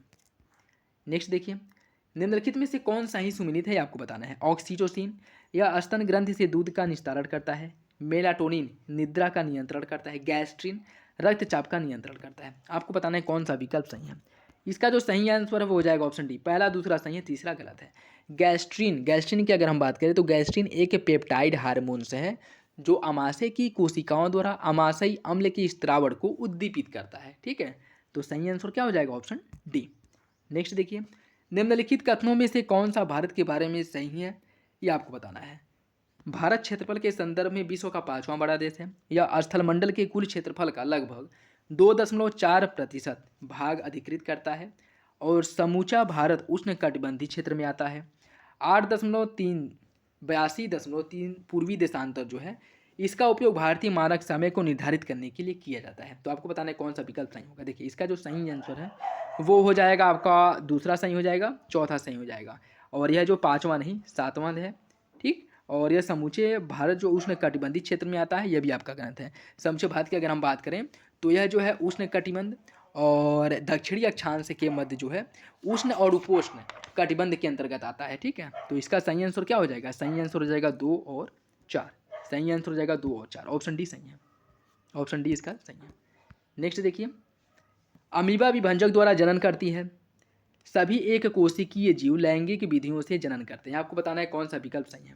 इसका जो सही आंसर है वो हो जाएगा ऑप्शन ए, अमीबा जो है विभंजन अर्थात जो है विखंडन द्वारा जो है जनन करती है, और सभी एक कोशिकीय जीव जो होते हैं सभी एक कोशिकीय जीवों द्वारा विभंजन या द्विखंडन द्वारा ही जो जनन है या प्रजनन जो है किया जाता है, अर्थात जो है इनमें जो पाया जाता है वह अलैंगिक, लैंगिक नहीं अलैंगिक जनन पाया जाता है। ठीक है, तो सही आंसर हो जाएगा ऑप्शन ए, दूसरा गलत हो जाएगा। नेक्स्ट देखिए, निम्नलिखित में से कौन सा सही युग्म सुमिलित है। डवाकर 1978, NREP 1982, JRY 1988, ट्राइसिम 1979। आपको बताना है कौन सा विकल्प सही है। इसका जो सही आंसर है वो हो जाएगा आपका ऑप्शन डी, 1979 ट्राइसिम। अगर हम डवाकर की बात करें 1982 में इसकी स्थापना की गई थी। NREP की स्थापना 1980 में किया गया था। JRY की स्थापना की गई थी 1989 में, और ट्राइसिम की स्थापना 1979 में। तो सही आंसर हो जाएगा ऑप्शन डी। अद्यतन आंकड़ों के अनुसार 2022-23 में इलेक्ट्रॉनिक वस्तुओं का शीर्ष निर्यातक राज्य कौन सा रहा है। इसका सही आंसर हो जाएगा ऑप्शन सी, तमिलनाडु। तमिलनाडु जो है इलेक्ट्रॉनिक वस्तुओं का पहला सबसे बड़ा निर्यातक है, और उत्तर प्रदेश की अगर हम बात करें तो उत्तर प्रदेश इस मामले में दूसरे नंबर पे है, पहले नंबर पे तमिलनाडु है। मेक इन इंडिया कार्यक्रम के संदर्भ में निम्नलिखित कथनों में से कौन सा कथन सही है। यह अद्वितीय वोकल फॉर लोकल पहल में से एक है जिसने वैश्विक स्तर पर भारत के विनिर्माण क्षेत्र को बढ़ावा दिया है। इसका उद्देश्य भारत में कंपनियों को विनिर्माण हेतु प्रोत्साहन देना तथा निवेश को सुगम बनाना है। मेक इन इंडिया 2.0 के तहत 27 क्षेत्रों पर ध्यान केंद्रित किया गया है। आपको बताना है कौन सा विकल्प जो है सही है। इसका जो सही आंसर है वो हो जाएगा ऑप्शन डी। सभी विकल्प जो है आपके सही हैं, ऑप्शन डी सही हो जाएगा। मानव शरीर में आंतरिक ग्लूकोज ग्लाइकोजन में परिवर्तित होकर के कहाँ भंडारित होता है? अग्नाशय, अमाशय, पित्त या फिर यकृत। इसका जो सही आंसर है वो हो जाएगा ऑप्शन डी, यकृत में। ऑप्शन डी सही है। निम्नलिखित में से कौन सी भारत की नवीनतम पर्वत श्रेणी है? हिमाद्री, अरावली, पश्चिमी घाट या फिर विंध्याचल। इसका जो सही आंसर है वो हो जाएगा ऑप्शन ए, हिमालय को ही हिमाद्री के नाम से भी जाना जाता है और यह भारत में सबसे नवीन पर्वत है। ठीक है, तो ऑप्शन ए सही हो जाएगा। नेक्स्ट देखिए, मानव शरीर के निम्नलिखित में से किस अंग में लसिका कोशिकाएं बनती हैं? अग्नाशय, यकृत, तिल्ली या फिर मस्तिष्क। इसका जो सही आंसर है वो हो जाएगा ऑप्शन सी, तिल्ली में। नेक्स्ट देखिए, केंद्रीय बजट 2023-24 में वित्तीय क्षेत्र में राजकोषीय प्रबंधन के लिए कौन सा वाक्य सही नहीं है? जीएसडीपी का 5.9% राजकोषीय घाटे राज्य की अनुमति दी गई है। 2023-24 में बजट अनुमान में कुल व्यय लगभग 45.03 लाख करोड़ रुपए रहने का अनुमान लगाया गया है। 2025-26 के लिए राजकोषीय घाटा को 4.5% से नीचे रखने का लक्ष्य रखा गया है। आपको बताना है कौन सा विकल्प जो है सही है। इसका जो सही आंसर है, कौन सा विकल्प सही नहीं है? इसका सही आंसर हो जाएगा ऑप्शन ए, पहला गलत है। पहला गलत है, ठीक है, क्योंकि इसमें अगर हम बात करें, इसमें जो राजकोषीय जीएसडीपी है वह 3.5% तक राजकोषीय घाटे की अनुमति दी गई है, न कि 5.9। कितना है? 3.5। ठीक, तो सही आंसर क्या हो जाएगा? Option A. नेक्स्ट देखिए, भारत के पश्चिमी तटीय मैदान के ऊपरी भाग को, इसके जो उत्तरी भाग है उसे किस नाम से जाना जाता है यह बताना है। पश्चिमी तटीय मैदान के उत्तरी भाग को किस नाम से जाना जाता है? कर्नाटक तट, मलाबार तट, कोंकण तट या फिर कोरोमंडल तट। इसका जो सही आंसर है वो हो जाएगा आपका ऑप्शन सी, इसे कोंकण तट के नाम से जाना जाता है। ठीक है, इसे कोंकण तट के नाम से जाना जाता है और इसके दक्षिणी भाग को मलाबार तट के नाम से जाना जाता है। ठीक, जबकि पूर्वी तटीय मैदान के उत्तरी भाग को उत्तरी सरकार के नाम से जाना जाता है और इसके दक्षिणी भाग को कोरोमंडल तट। ठीक, तो पूर्वी भाग में पाया जाता है आपका उत्तरी सरकार और कोरोमंडल तट, पश्चिमी भाग में कोंकण तट और मालाबार तट। तो सही आंसर इसका हो जाएगा ऑप्शन सी। नेक्स्ट देखिए, इसमें सूची फर्स्ट को सूची सेकेंड से सम्मिलित करना है। सर्व शिक्षा अभियान, इसकी शुरुआत कब की गई थी? इसकी शुरुआत की गई थी 2001 में। साक्षर भारत मिशन की शुरुआत की गई थी 2009 में। ऑपरेशन ब्लैक बोर्ड, इसकी शुरुआत की गई थी 1987 में और राष्ट्रीय साक्षरता मिशन की शुरुआत की गई थी 1988 में। ठीक, तो इसका जो सही आंसर है वो क्या हो जाएगा? इसका जो सही आंसर है वो हो जाएगा आपका ए का 3 हो जाएगा, बी का हो जाएगा 4, ए का 3, बी का 4, सी का 1 और डी का 2। ऑप्शन ए सही हो जाएगा, 3, 4, 1, 2। नेक्स्ट देखिए, और आज का लास्ट क्वेश्चन, जनगणना 2011 के आंकड़ों के संदर्भ में निम्नलिखित कथनों पर विचार कीजिए। उत्तर प्रदेश देश में सबसे अधिक जनसंख्या वाला प्रदेश है। आंध्र प्रदेश, पश्चिम बंगाल, बिहार और महाराष्ट्र क्रमशः आरोही क्रम में उसके नीचे आते हैं। आपको बताना है कौन सा विकल्प सही है। इसका जो सही आंसर है वो हो जाएगा ऑप्शन बी, कथन और कारण दोनों सही है लेकिन आर्य की सही व्याख्या नहीं करता है। ठीक है, इसमें अगर हम आरोही क्रम के हिसाब से देखें तो इसमें आंध्र प्रदेश आएगा, पश्चिम बंगाल, बिहार, महाराष्ट्र, फिर उत्तर प्रदेश और अवरोही क्रम में यही इसका उल्टा हो जाएगा। ठीक, और उत्तर प्रदेश की जो जनसंख्या है वो भारत में सबसे अधिक है। तो सही आंसर हो जाएगा ऑप्शन बी। तो ये थे आपके प्रैक्टिस सेट नंबर फर्स्ट के 150 क्वेश्चंस और इसमें हम लोग कोशिश किए हैं कि जो भी प्रश्न हैं उनको अच्छे से कवर करें और उसके साथ साथ जो है उसके एक्सप्लेनेशन को भी प्रॉपर अच्छे से जो है किया जाए, जिससे कि आप लोगों के जो क्वेश्चन है, जो डाउट है वो क्लियर हो जाए। और ये प्रैक्टिस सेट आप लोगों के ऐसे ही आते रहेंगे। इसके बाद जो है जैसे ही घटना चक्र के प्रैक्टिस सेट हो जाएंगे उसके बाद आपके दृष्टि आईएएस के जो प्रैक्टिस सेट हो रहे हैं, प्रैक्टिस सेट कराए जा रहे हैं, वो प्रैक्टिस सेट कराए जाएंगे। उसके साथ साथ जो है आपके ध्येय आईएएस, जीएस वर्ल्ड हो गया, पीसीएस मंत्रा हो गया, इसे एक महीने में जो है इन सारे प्रैक्टिस सेट को प्रॉपर कवर कर लिया जाएगा। तो आप लोग चैनल पे नए हैं तो सब्सक्राइब करें और बेल आइकन को प्रेस कर लें और वीडियो अच्छा लगे तो लाइक करना बिल्कुल भी ना भूलें। और इसका पीडीएफ भी आप लोगों को टेलीग्राम चैनल पे प्रोवाइड करा दिया जाएगा, वहाँ से डाउनलोड करके आप और प्रैक्टिस कर सकते हैं। तो चलिए मिलते हैं अगले वीडियो में, तब तक के लिए धन्यवाद, जय हिंद। और हाँ, कोई डाउट हो तो कमेंट बॉक्स में कमेंट करके बता सकते हैं, पूछ सकते हैं। तो चलिए मिलते हैं अगले वीडियो में।